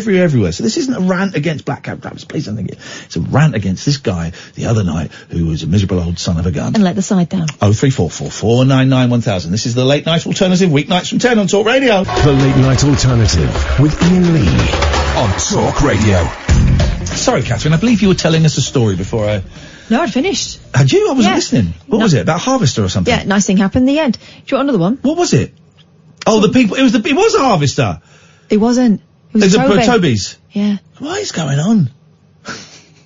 I can give you another story if you want one. I can't stop thinking, I can, about the old Nish Kumar thing. You know, the booing, throwing of a bread roll. Throwing of a bread roll. It's bad show. That's bad show, booing. I don't really care that it's for charity. I don't really care. I suppose it's slightly irrelevant. It's just bad manners. It's boorish. Yeah, those charity events and those corporate events more so are hideous to play. I mean, he was doing it for free because it was a charity show. But the corporate events are hideous to play. They're normally very, very well paid, and some I've done actually have been actually good fun. But the majority of them, you're not there to be listened to. You just got to get your head down, suck up your pride, and you do. Actually, there's a quiz that I've done the last couple of years. That was actually quite good fun, but you're going against the crowd. Yeah, because actually what they're doing is having an afternoon off and a booze up. Yeah. Once you realise, well, this is an evening one I do, but once you realise they're not... They didn't pay to see you. Exactly. They're there to get drunk with their mates. And if you get a laugh, that's great. If you manage to get through the quiz or the awards or whatever it is you're doing, as long as you get to the end, that is great. Get a laugh, that's a bonus. I only saw that little tiny clip that's doing the round. It just sounds like very, very bad behaviour. It's very ill-mannered, whether you agree with him or not. I mean... But then I suppose, where do you draw the line? Apparently it was him making jokes about people who voted for Brexit. Mm-hmm. Apparently, I don't know. I don't really know that much of his work. But where do you draw the line? I would struggle not to boo at someone who was being racist in boo. I mean, I don't think I would boo, actually, but I would struggle not to walk out someone who's being racist. So do some people see jokes about Brexit on a par They're obviously with racism? Very offended. I don't know. It's just ill manners. It's just ill manners. And I think that's the place we're at the moment, where ill manners are...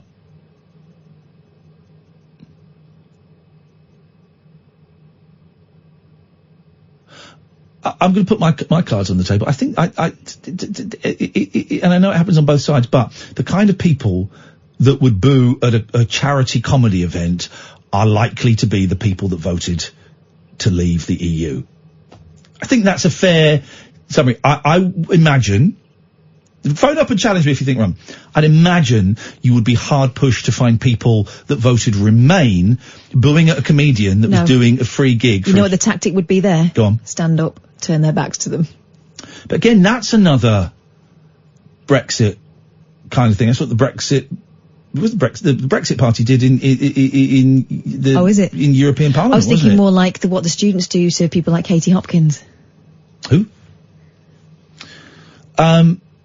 Okay, I'm going to put that out there. Did we have a call then? Did that call just go? It was like a new name and everything. Didn't fancy it? It's some issue with the phone, so I'm waiting for her to call back. Oh, okay. Okay. I'm going to say that the majority of people who would boo a comedian doing a free set at a charity event are people who vote leave. No. Go on. No, I think things have got to the point where if the comedy went the other way, there would be people What do you mean doing the other same way, thing. like bisexual comedy? No, I mean if the comedy was pro-Brexit, there would be people in there that would feel.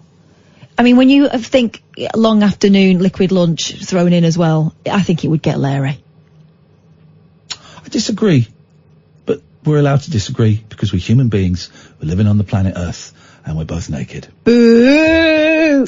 Ow, you absolute dick! What did you throw that at me for? And boo me? You voted Brexit. 0344 499 1000 is that back, please? the telephone.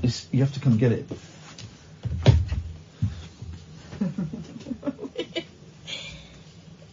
Right.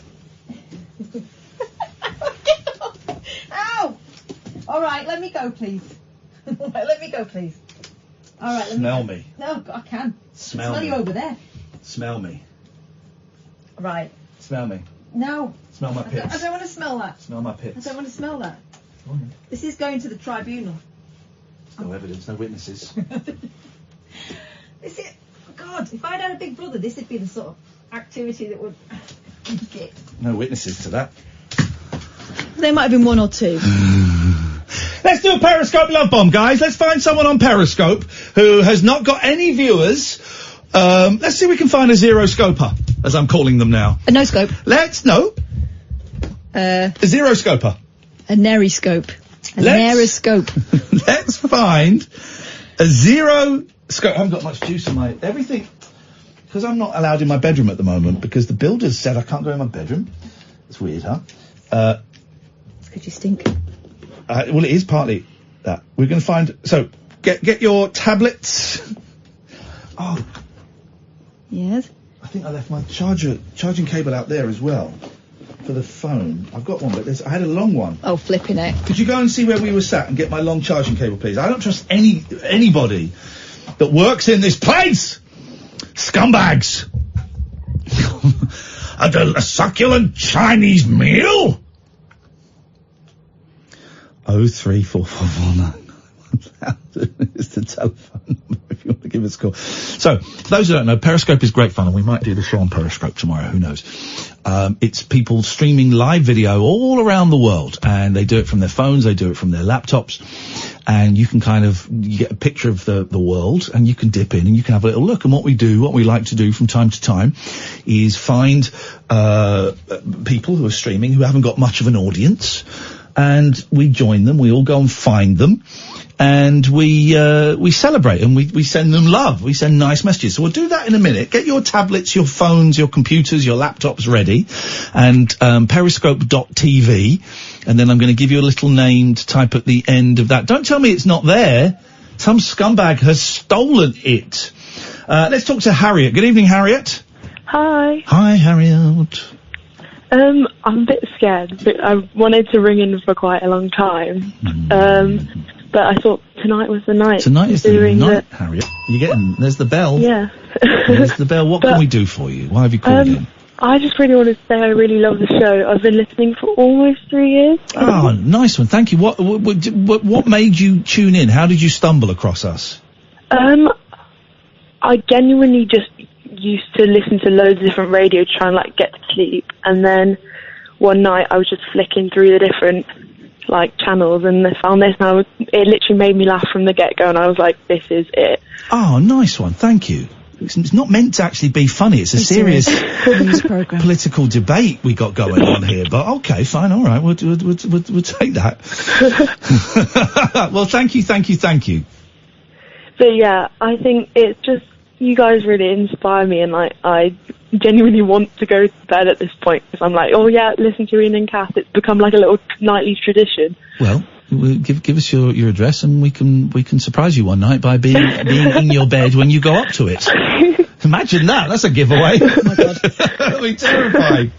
Well, I'm glad you're enjoying the show, Harriet. Thank you very much for your kind words. Is there anything in particular you wanted to say, or did you just want to phone up and say hello? Well, that was, like, the main thing was that, your, particularly Ian's music taste is really, like... Brilliant. You've, like, really inspired me, because I'm only 14, but, like... My friends all think I'm really cool now because I listen to, like, Imani and stuff like that. Yes, man. And can I just say, and I shouldn't, snitches get stitches, but when you said that you like my music, Katherine pulled a face as if to say, who is this idiot? So you just bullied a 47-year-old woman bullying a 14-year-old girl. It's not a great look, mate. It's not a great look. You suggested we were going to go up and get in her bed, so she'd retract. Just to jump out and surprise her. It's not a great look, Katherine. You are a troll. You're an online vile troll. And I apologise, Harriet, and I apologise for the bed comment as well. We weren't to know, and of course we won't do that if any parents are listening. Well, okay, good. Well, we're gonna stay tuned because we're gonna find more cool music for you. Thank you. Imani's the best, man. She's the best. Yeah, she's amazing. I love her. I love her so much. Well, yeah, I was gonna... Harriet, it's nice to talk to you. I'm glad you made contact. Thank you very much. Do phone in again if you want. It's not that difficult, is it? Yeah. There we go. I was a bit scared, but now it's all good. Good, thank nothing you. to be scared of. It's really nice to talk to you, and I appreciate your kind words. So, hang on. So she was listening since she was 11. Oh my God, naughty. Let's phone the Soch. Matthew Ferguson says, quotes... Yeah, but look at his profile The picture. type of people who would boo at a charity gig are most likely to be those that voted Leave, end quote, Ian Lee. Look at his picture. Hang on. Carries on. Forgot that Leave voters are all barbaric, uncouth, xenophobic peasants. Turns off talk radio. I don't know what that... Is the point saying, oh my God, look at his picture. What a tiny penis. Why would he do that? Then you read his thing and he did vote Leave. I think that was just the Twitter version of booing and throwing a bread roll, wasn't it? Okay. But I didn't say that, say that all Leave voters are barbaric, uncouth, xenophobic peasants. I'm not one of those people that says everyone that voted Leave is a racist. So it's funny. He's got angry and he's booing me. Okay, there you go. He's got a point proven. Matthew, thank you. I know you're still listening. So thank you very much for your kind words. Put a top on though, love. You're going to catch a death. Tiny little dinkle on display. What is that for? If I had one that small, first of all, I'd turn the heating on. Secondly, I wouldn't post it online. My suspicion, it's not even his. Tiny little dinkle. Let's go to Roy. Good evening, Roy. Hello, Ian. Hello, Katherine. Hello, Roy. All right, I wasn't going to phone in with this, but as soon as you're talking about it anyway, I've got a bit of a class problem. Okay, go on then. My wife's quite middle class. And you're very common.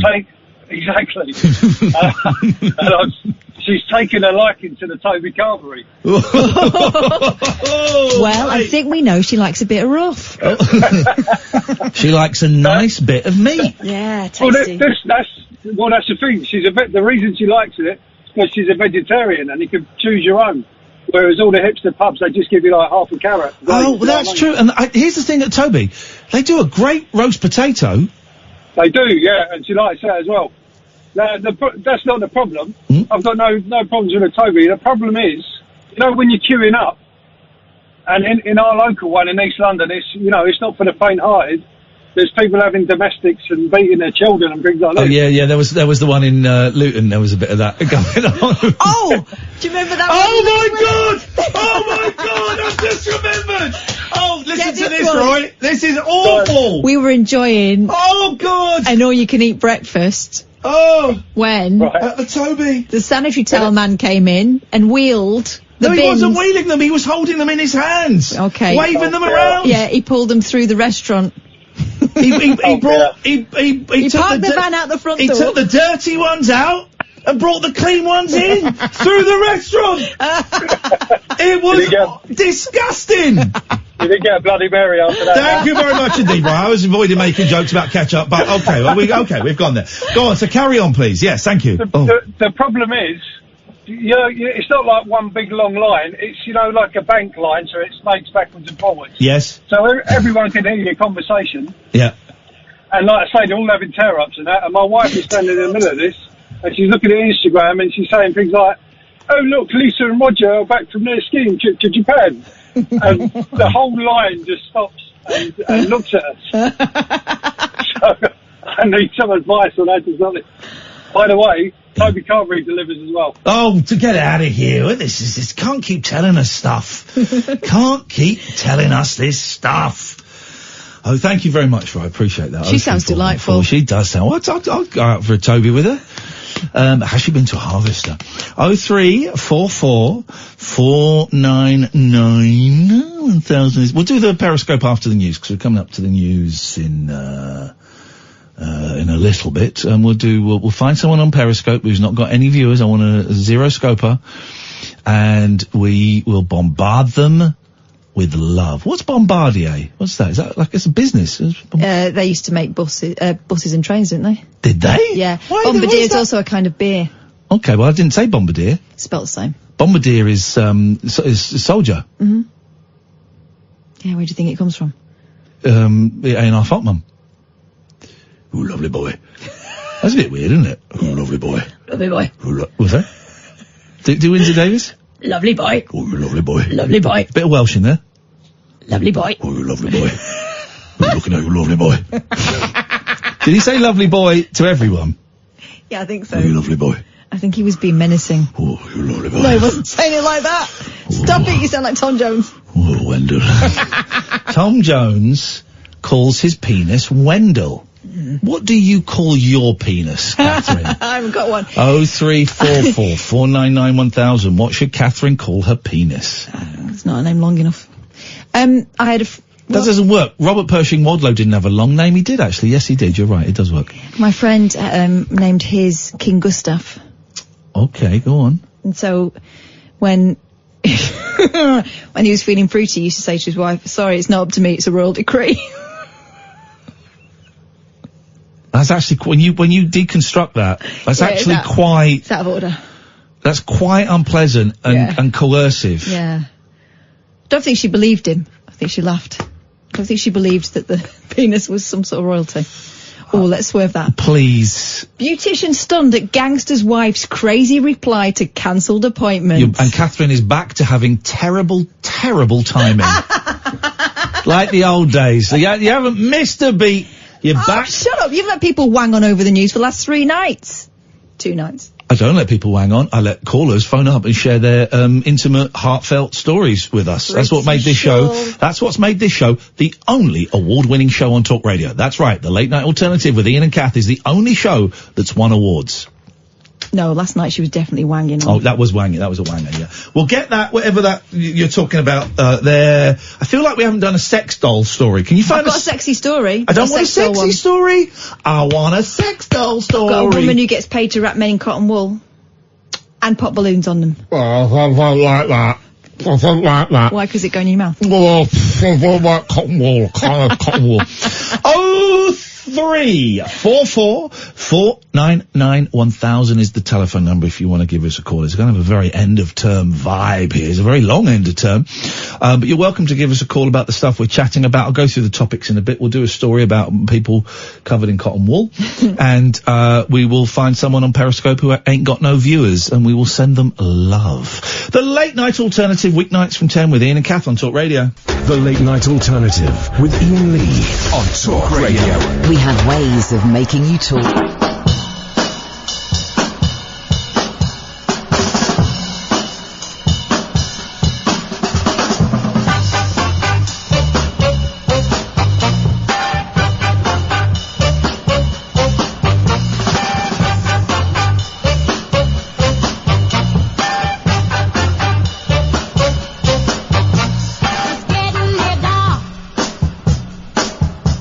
But night grows tired.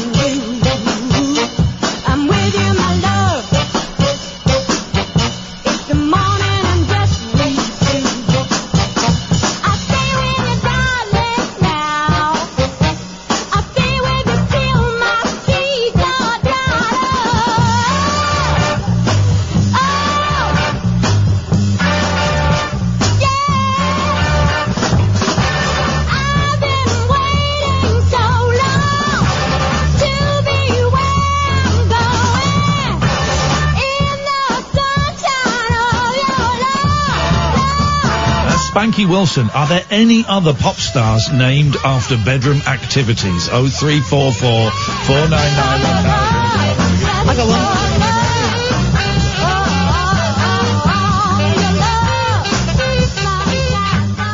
Yes, Boiler. PJ Proby. There we go, PJ Proby, Neil Diamond. I would kneel before the majesty of a beautiful woman. Dusty? No. 0344 499 Sometimes, you know. 1. Okay, let's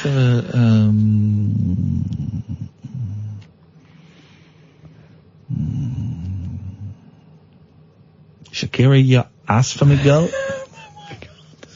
I've got a terrible one. Can I risk it? Yeah, go on. Rita Ora. Pop stars named after sexual bedroom activities. Is there a band called the Lickouts? That's a genuine question. Licks. There go the Isn't Licks. there one called the Licks? The Lickouts. I'm sure there is. No, come on. I'm sure there is. That's not even me doing a thing. It's not me even being midnight vulgar. The Licks is a band. The The others aren't. The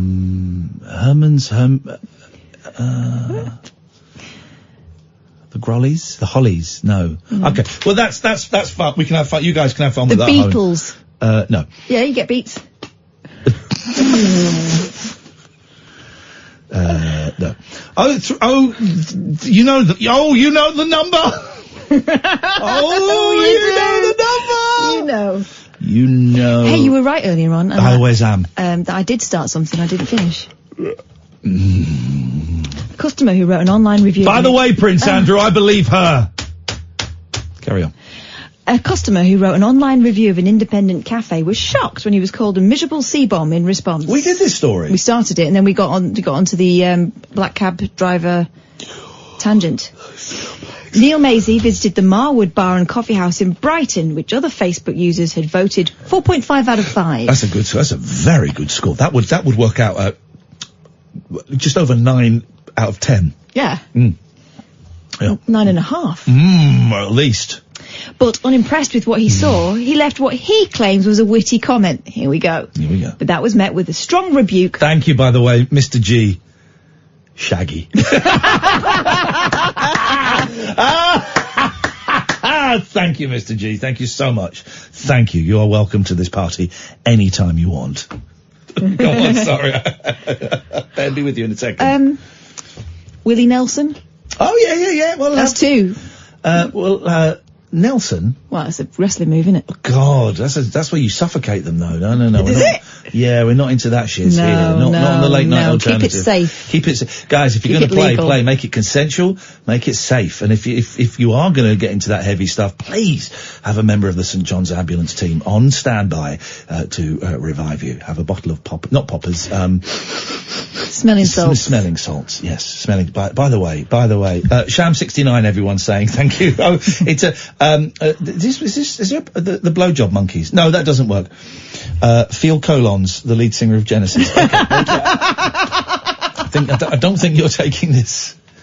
Or even Phil Collins. I don't think you're taking this seriously. It's a very serious phone-in that we're doing here. Mr. Maisie, who used to run a restaurant in the town, said, I don't know why I'm here. I'm not 21 anymore. I prefer sitting on a chair rather than a scaffolding plank. Yeah.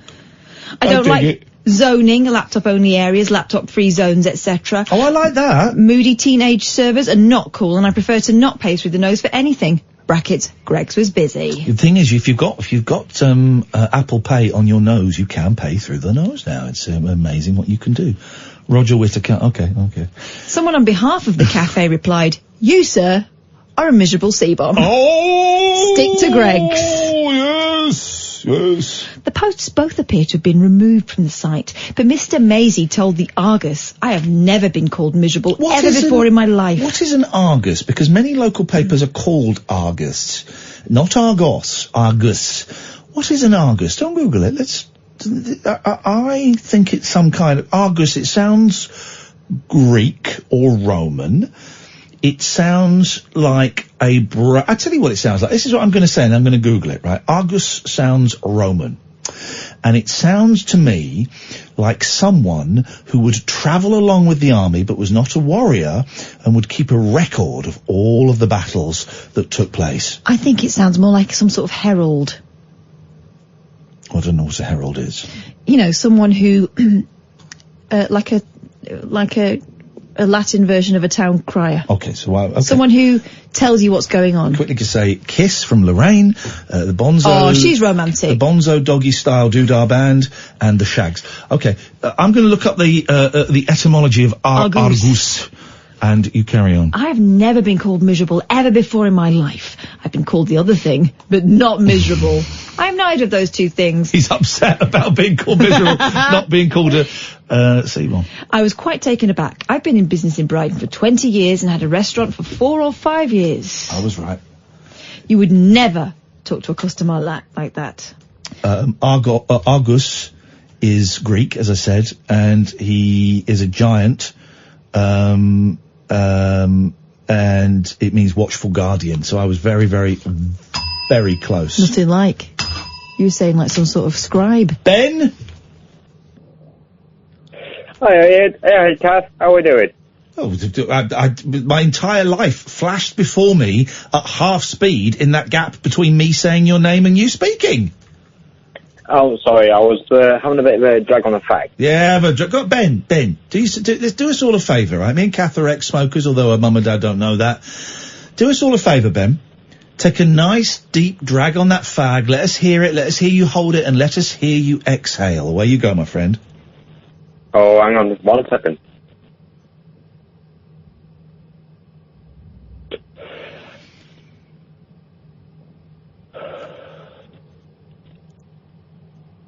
Yep, I'll fit out to the day, yes. Sounded good. I felt the warmth in my chest. That is, that's almost a historical sound now. Yeah, that is great. When I see, and it tends to be younger girls smoking in the street, I think. Early 20s. I think, how old-fashioned. Yeah, I did. I saw a young girl smoking the other day, 21, and I thought, well.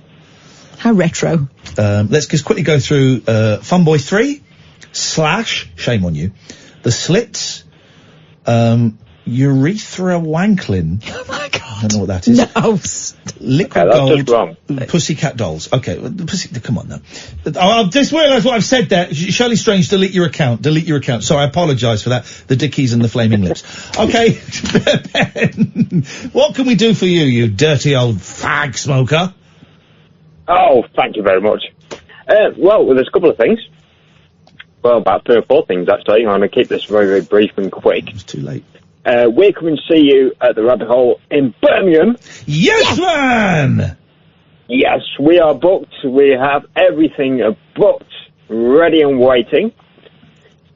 We're also going to see Clinton Baptiste in Lincoln. Oh, you're going to have a great night. That Clinton Baptiste show is fantastic. And it's just around the corner from us, so it's even better. Beautiful. You're going to laugh a lot at that night, and hopefully that laughter will carry over to our night. Oh, yes, it will, because I'm going to ring you up that night. Well, it won't be. It'll be the Monday. Okay. Thinking about it, it's Sunday night. Yep. Okay, so he's having another drag on the bag, yes, man! Well, that ash is building up. That cherry's going to drop. That's a glass of wine. Oh, whoa, look at this man! He's living it! School night. He's loving it. Okay, well, that's great. What can we do for you then, friend? Well, there's one thing I would love for you guys to do for me. I am sad, because I mentioned last time I spoke to you about one of your members, 368. Yeah. Well, I would like to very much... do you remember earlier on in this call when you said you were going to keep it nice and short and brief? Focus on that. Focus on that. Get down on one knee. Yeah. And ask. No. Membership number 368. No. Miss Kirsten. No. Will you marry me? Now, okay. Here we go. What, the show? Yes. Why would you do... No! Okay, how likely is she to say yes? Well, let's ask her. Well, no. When I proposed to my girlfriend, who then became my fiancée, my wife, then my ex-wife, I knew she would say yes. I knew it. I knew it. Right? So how likely is she to say yes? Well, and on one knee. Yeah, I know how it's done. The ring's on the finger. Yeah, how... Will you say yes, Kristen? Yes, okay. Oh, he's doing it. You're doing it now? Yeah. She said yes.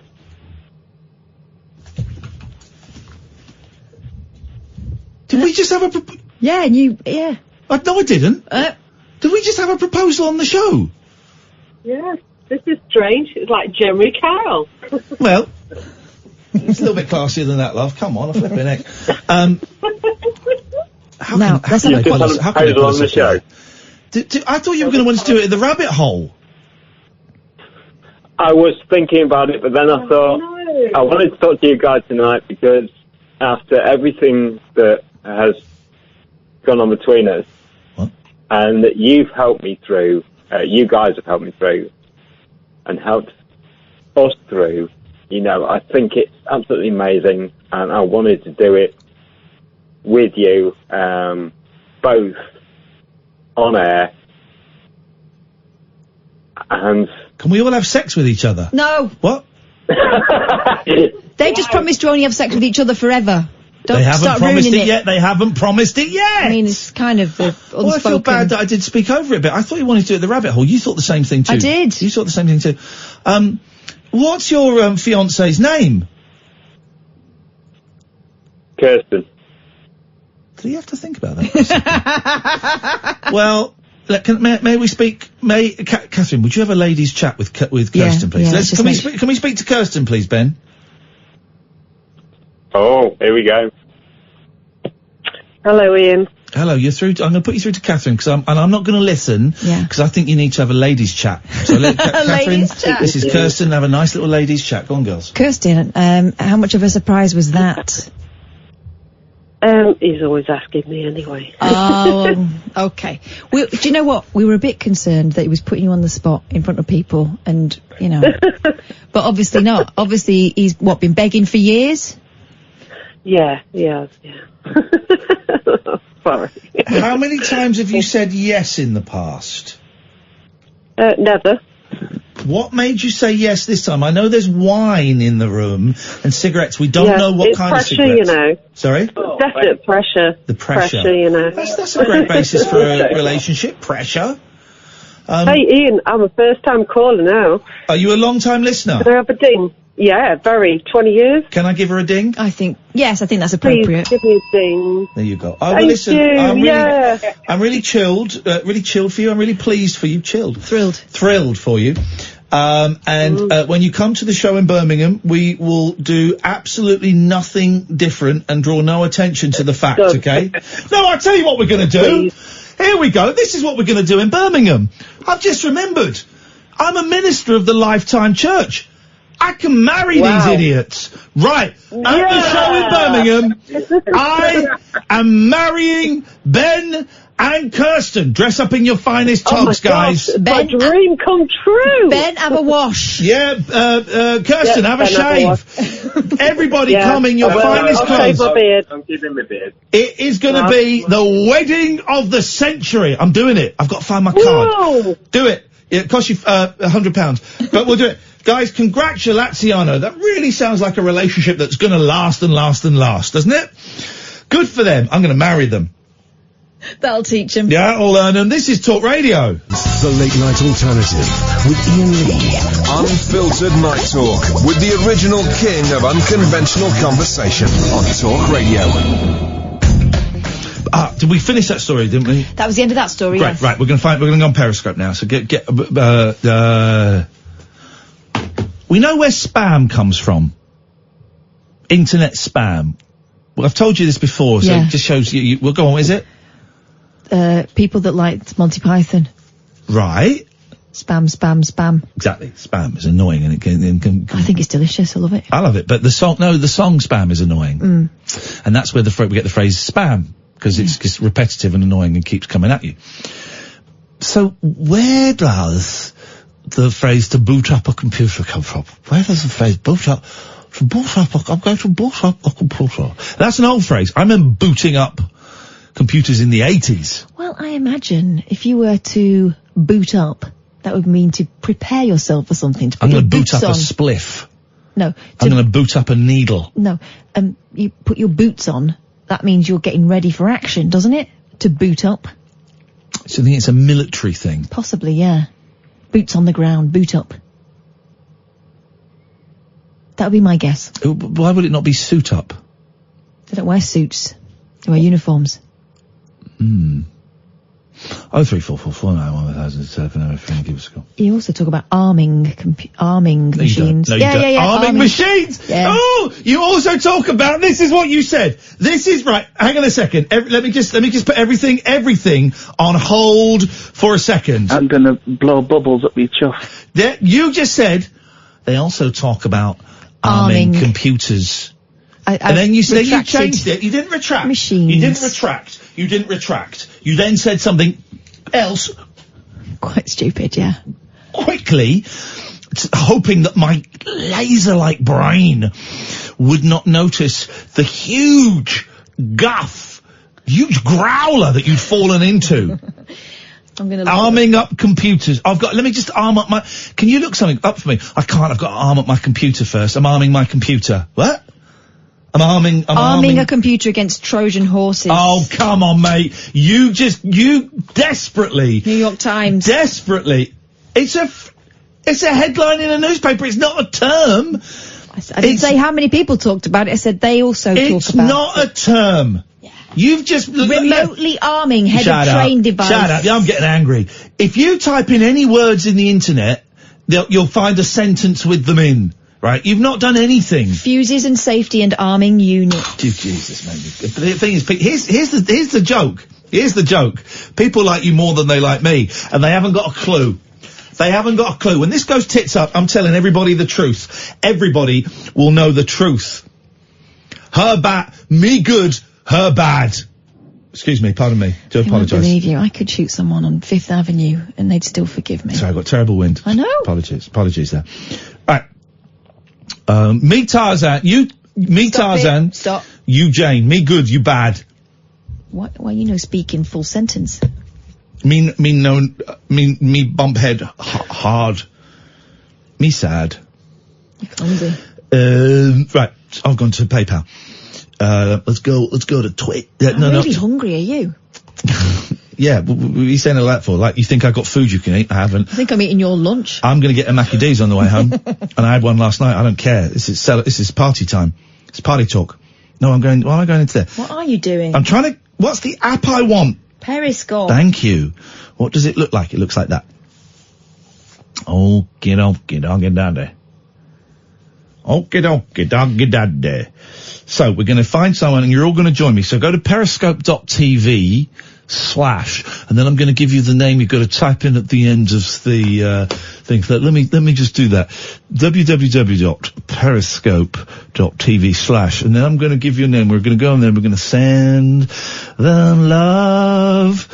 We're going to send them love. Is there anybody live in the United Kingdom? Gotta be careful. There's some real... Oh, no, this is in the United Kingdom. Someone up online broadcasting at 25 past midnight. Oh. Could possibly go wrong. This is a Russian lady, but she's in Britain. Типа для учебы надо. Поэтому пусть. Okay, no, don't want to go there. A lot of, oh, hang on, what's this? Hey, what time is it? Call for bedtime, though. Okay, yeah, they're boring. What time is it? What kind of who asks that? I think that's an excellent stream. Who asks that question? What time is it? People who don't have watch. I don't want to go and watch. No watchers.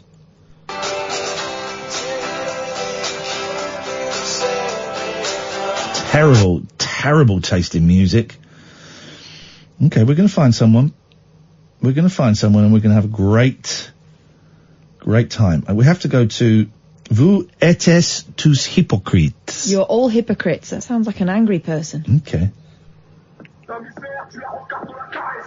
I know. I don't like that. That could be very, very vulgar. Rap music is bad. Is what I'm saying.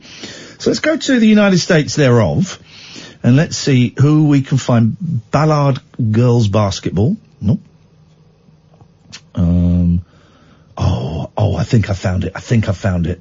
I think I found it. I think I found it. I think I found it. Please. Why is it not connecting? Because I think I found it. This is it. Oh, come on, connect. Oh, the connection's not great. Hang on. If this works, this is totally it. If this works, I wonder if it'll work on my computer. Hang on. Come on. Has our internet gone down? Here we go. Huh? I've got it. Well, have you? I mean, I've got internet. All right. Okay. I'm going to go off the internet here, and I'm going to see if this. Okay. She's got no viewers, and she's eating in quite an unpleasant manner. Oh, mukbang, is it? Periscope.tv/largeDD. Oh my God, really? No. Periscope.tv/large LARGEDD. Periscope.tv/largeDD. Unmute. I got her. She looks like a nice person. We're going there, we're sending love. Now, I can't hear anything, but we're going to go there and we're going to send love. Let me just share this. Post on Twitter. Come and join this. Now, I don't think there's any sound, is there? She's got headphones on. Well, she can hear it. Hello. We can't hear you.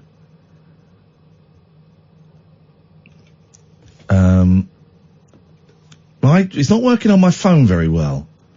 That little stretch behind. It's a nice, very nice chair. Very comfy chair. We've gone from 0 viewers to 12. Periscope.tv/largeDD. It's not what you think. Join us sending, let me tweet it. Join us sending a love bomb to www.periscope.tv/largeDD. She just said hello. She just mouthed hello. But we can't hear her. Why not? Julie Wilson is live in Lenexa KS. We can't hear you. No sound. Can people message her and tell her there's no sound? Not working, says Devon. We're up to 74 viewers who are all watching an old lady. We can't hear you! Wearing a green headset. I'm not the only one that can't hear her. No one can hear her. This is the best one we've ever done. But we can't. Oh, looks like she's doing something on her phone. We can't. Or is she just reading the messages? She's picked up the phone. She's got that's a big old cup she's got there. Yeah. There we go. Here we go. She's doing something.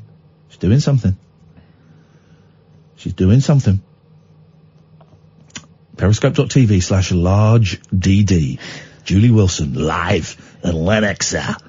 KS. What's KS? Kentucky. Yeah, I guess. No, Kansas, is it? Kansas. This ain't Kansas no more, Julie. There is... Right. Now she's cleaning her teeth out. Oh, my God. And now she's turned it off! Oh, why? What the hell just happened? All right. Okay. Well, that maybe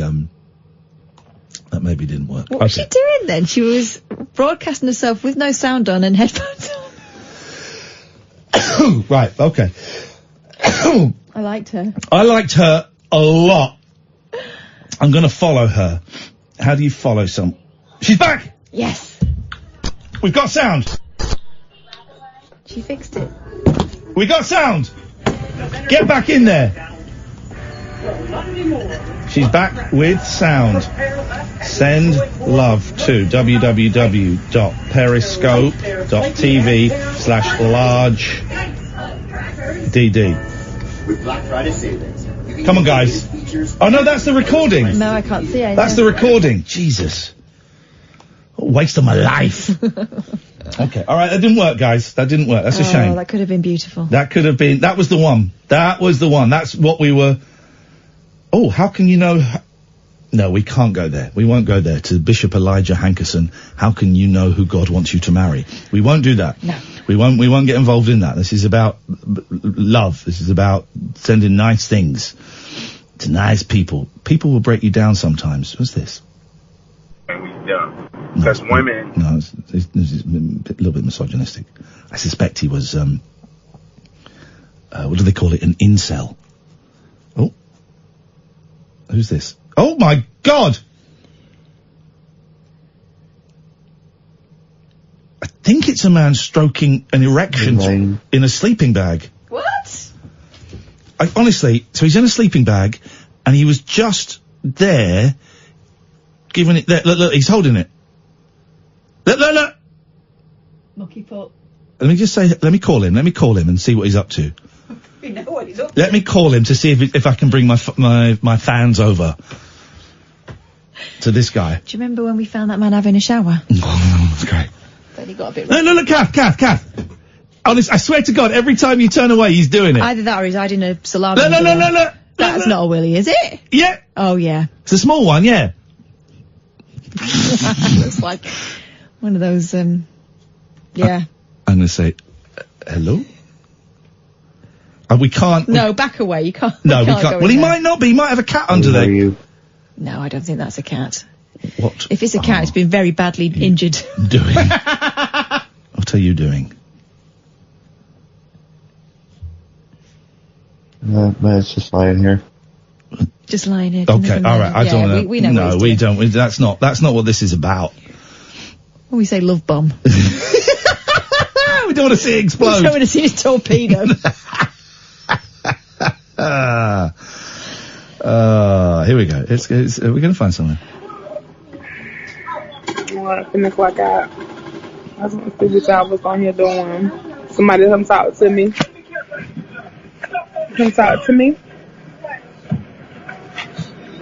Hello, how are you? I'm good. Right, we've got it. Let me find her name. I've just tweeted the link. Gail Davis. So it's periscope.tv/NATASIA20.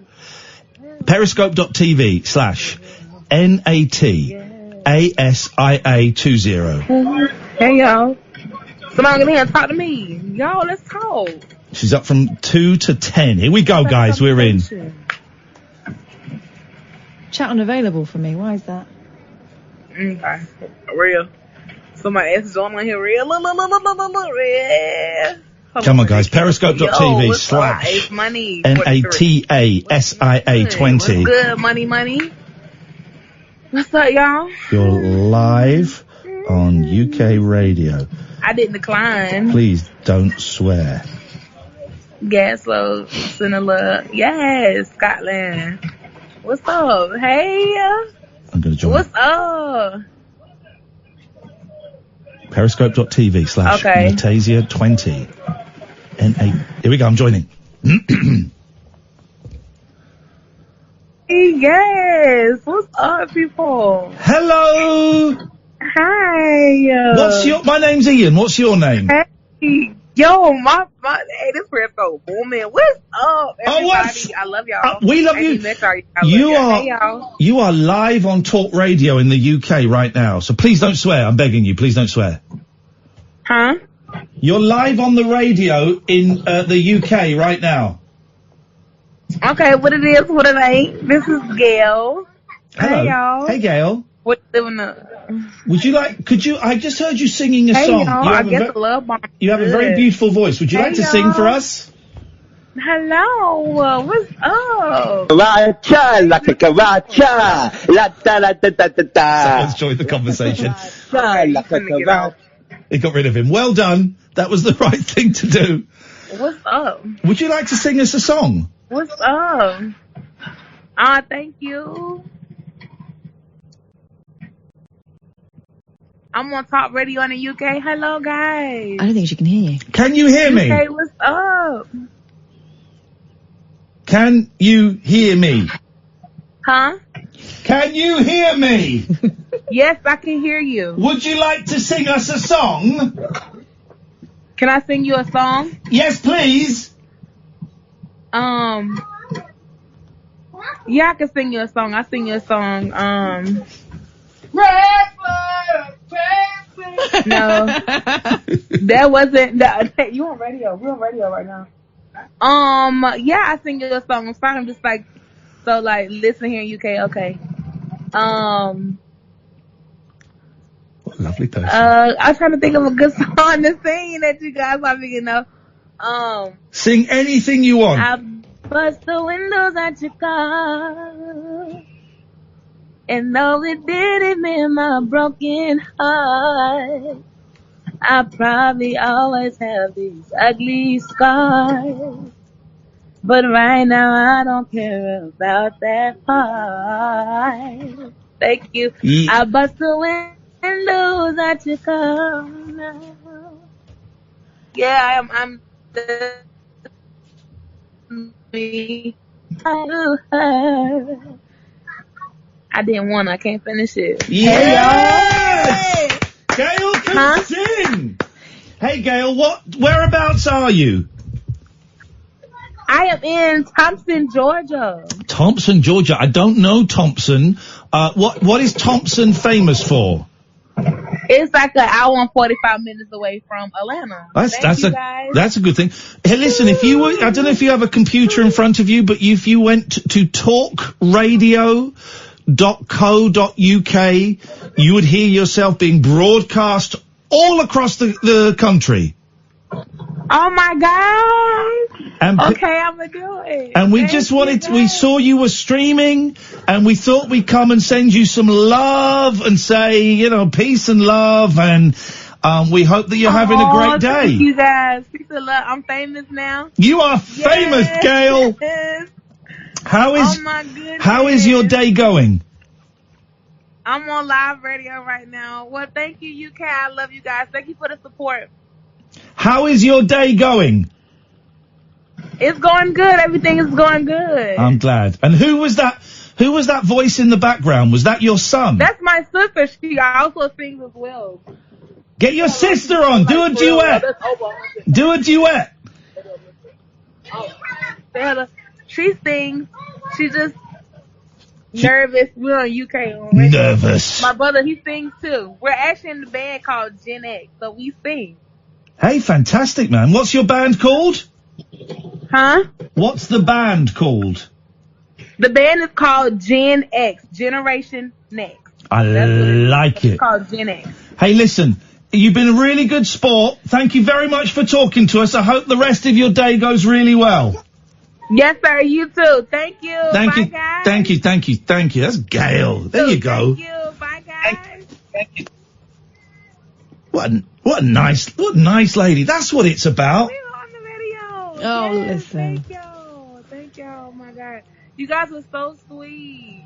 I love the love. Oh my God. You guys are so amazing. That's it. Bye. That's all it's They about. say have a great day, guys. Thank you. Kids killing each other in the background. That's life. There you go. That's Gail. That was nice. That's what it's about.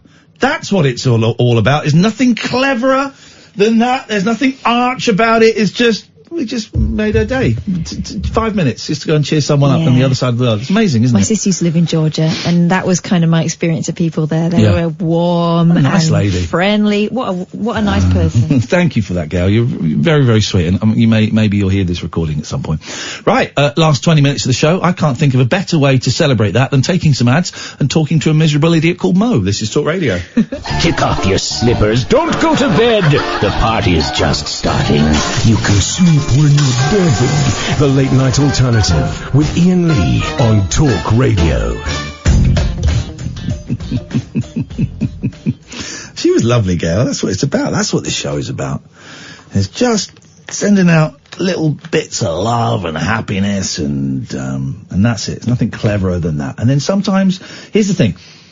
You can't be happy all the time, okay? Because otherwise it becomes meaningless. So happy becomes your default, and it means that happy is is boring, is bland. So what you're saying is you need the troughs to appreciate the peaks? You need the troughs. We've had a peak. Let's get a trough. Evening, Mo. How are you? Yes, Mo, what can we do for you? I'm alright, anyway. I didn't ask, literally couldn't care less. What can we do for you, Mo? Oh, alright.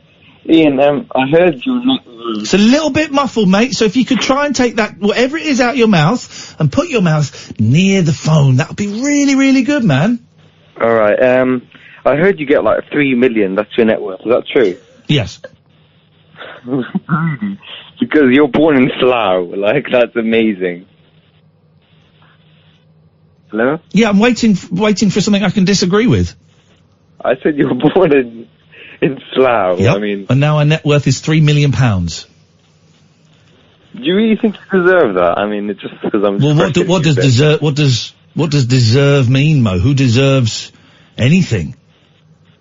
Like someone who's actually like... Mo, you got to speak into the phone properly, Oh, right, buddy. I'm sticking the phone now. Like, deserve is just like to be like really good at your job. Yeah. It's not for me to say. All I get is a little bit of jealousy from you. You've Googled it, it's true. If you Google it, it's true. No, it's not, because it says, please be quiet, shut your face. It's true. If you Google it, my net worth comes up as... let me talk. Don't worry like that, buddy. If you Google it, it's absolutely true. It comes up as my net worth is £3 million. Mm-hmm. It does actually say that. I've seen it says it, but I'm not... Well. You can't question the internet. The internet is there. It's fact. You can't put... We all know you cannot put anything on the internet that is not true. Do I deserve it? Well, that's not for me to say. That's for my fans to say. It's for my fans, and it's for my bosses to say, and it's for those to say whose lives I've turned around, saved, transformed. It's for them to say. It's not for me to say. What about people who... Some might say I'm worth more.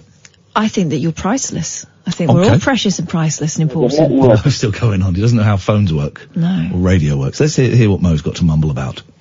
Okay, 1 second. Iain Lee is a British comedian who has a net worth of 3 million. Iain Lee was born in Slough.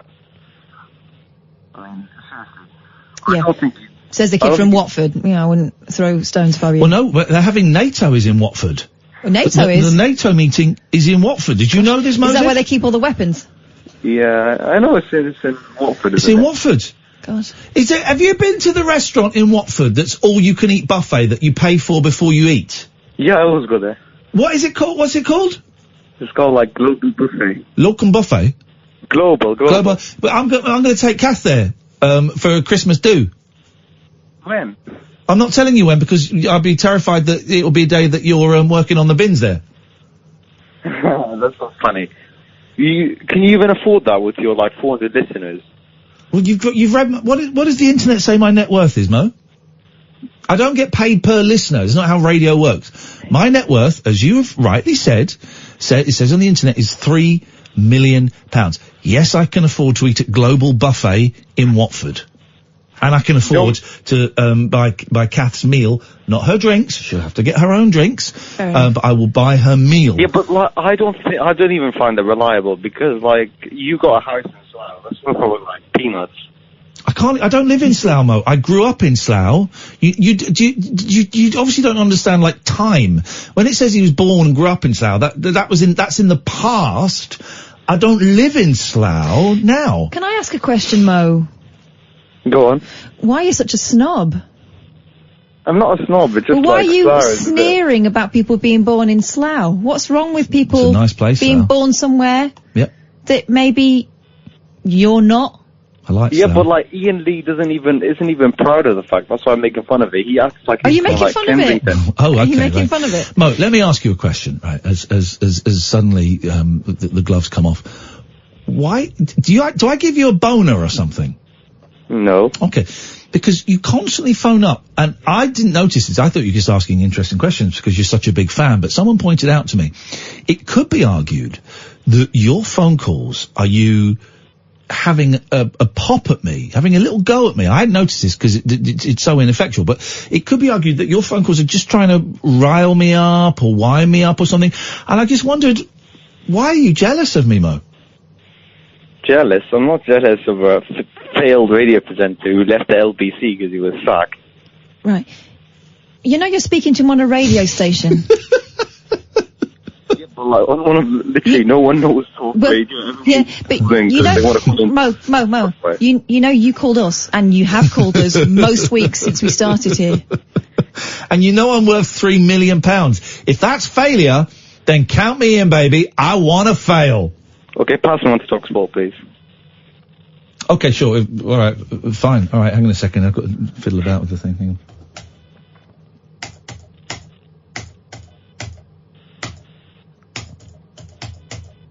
Thank you, Ian. That's right, just doing it. Yeah, TalkSport, what do you want to say to the presenters? No, it's not TalkSport. It's TalkSport, what do you want to say to the presenters? Can you please pass me on to Jason and Andy? Well, what do you want to say to them first? You've got to tell me what you want to say to them, but I'll decide where I'll put you through or not. Just on the midnight train, really. Is what? What do you want to say to Jason and Andy? Just like, I swear you do the midnight train. Right, I'm not going to put you on.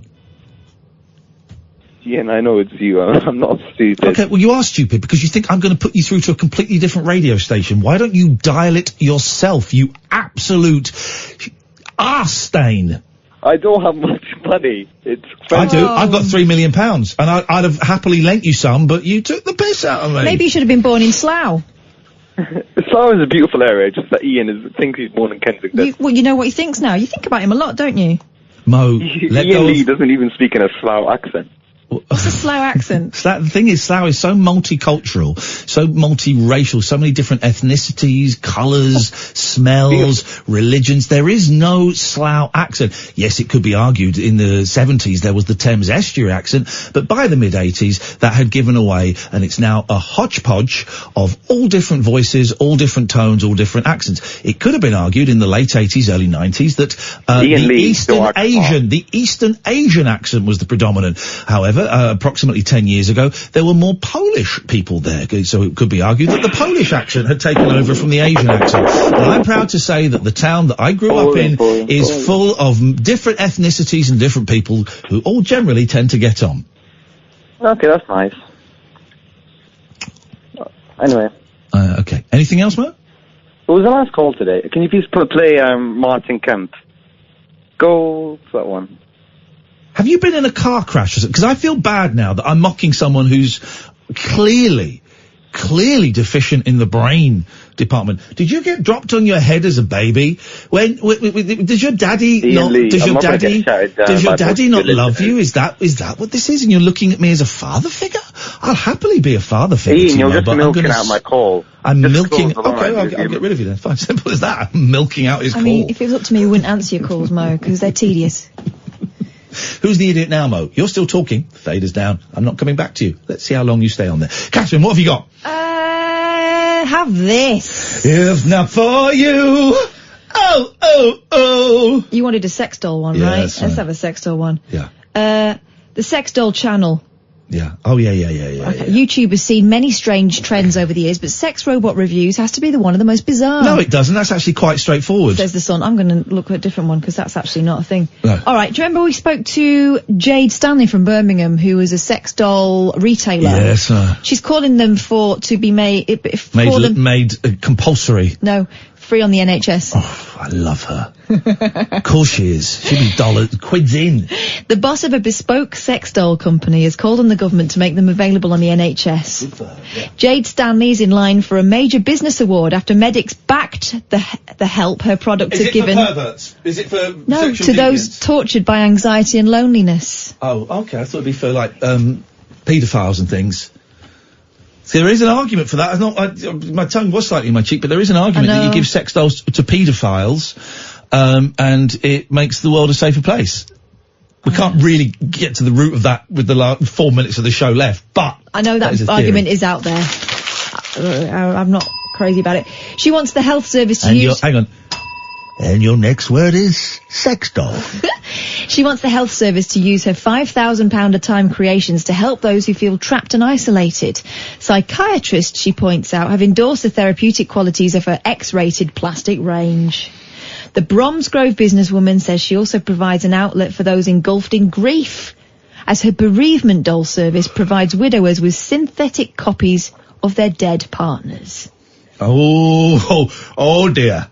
The boss of Sex Doll Official will, on November 21st, discover if her unique business model has earned her the title Entrepreneur of the Year in the annual English Women's Awards.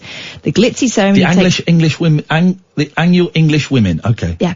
The glitzy ceremony takes place at the Holiday Inn near Birmingham Airport, star-studded. I know that hotel. It's testimony to the huge growth in customised doll company launched only 18 months ago, and Jade now has a global client base. She's good. She's a very bright human being. She's great. And yeah. Including orders from countries where sex dolls are banned, such as Saudi Arabia and Abu Dhabi. What are they going to do? Chop the sex doll's hand off?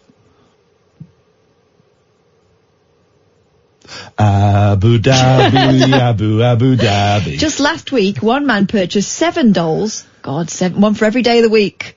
Like, day of the week pants. I want one for every day of the year. But also, I'm guessing you can take the heads off, mix and match. It's almost an infinite number of sex dolls. 35 grand it cost him. Dirty bastard. Surprisingly, Jade, aged 36, for those who are wondering, says only a very small percentage of the dolls sold to help anxiety issues are used for the designated purpose. Most buyers, she says, simply want a companion around the house. No, they don't. They want to shag it. Kath just went, well, you heard. You were listening. Do you remember that night Kath went, out of her mouth. Jade strenuously denies claims that her dolls further isolate individuals from the outside world. I would suggest if you've got a doll wife, you're stopping in most of the time. And hinder contact with real people, therefore cranking up loneliness. Imagine if your doll wife didn't want to have sex with you. Yeah, no. I have a headache. She says I was... Why are you holding your hand like that? What's that? She's got, like, one hand on the lappy. She's got to get quite close. She's got tiny fingers. It's like a T-Rex. And the other hand is like up in a triumphant fist. Why are you fisting the air? I don't even know what that is. Jade's products are a very long way from the vinyl blow-up butt of adult humour. We should get a discount the amount of publicity we're giving her. And the mannequins are set to get even more authentic.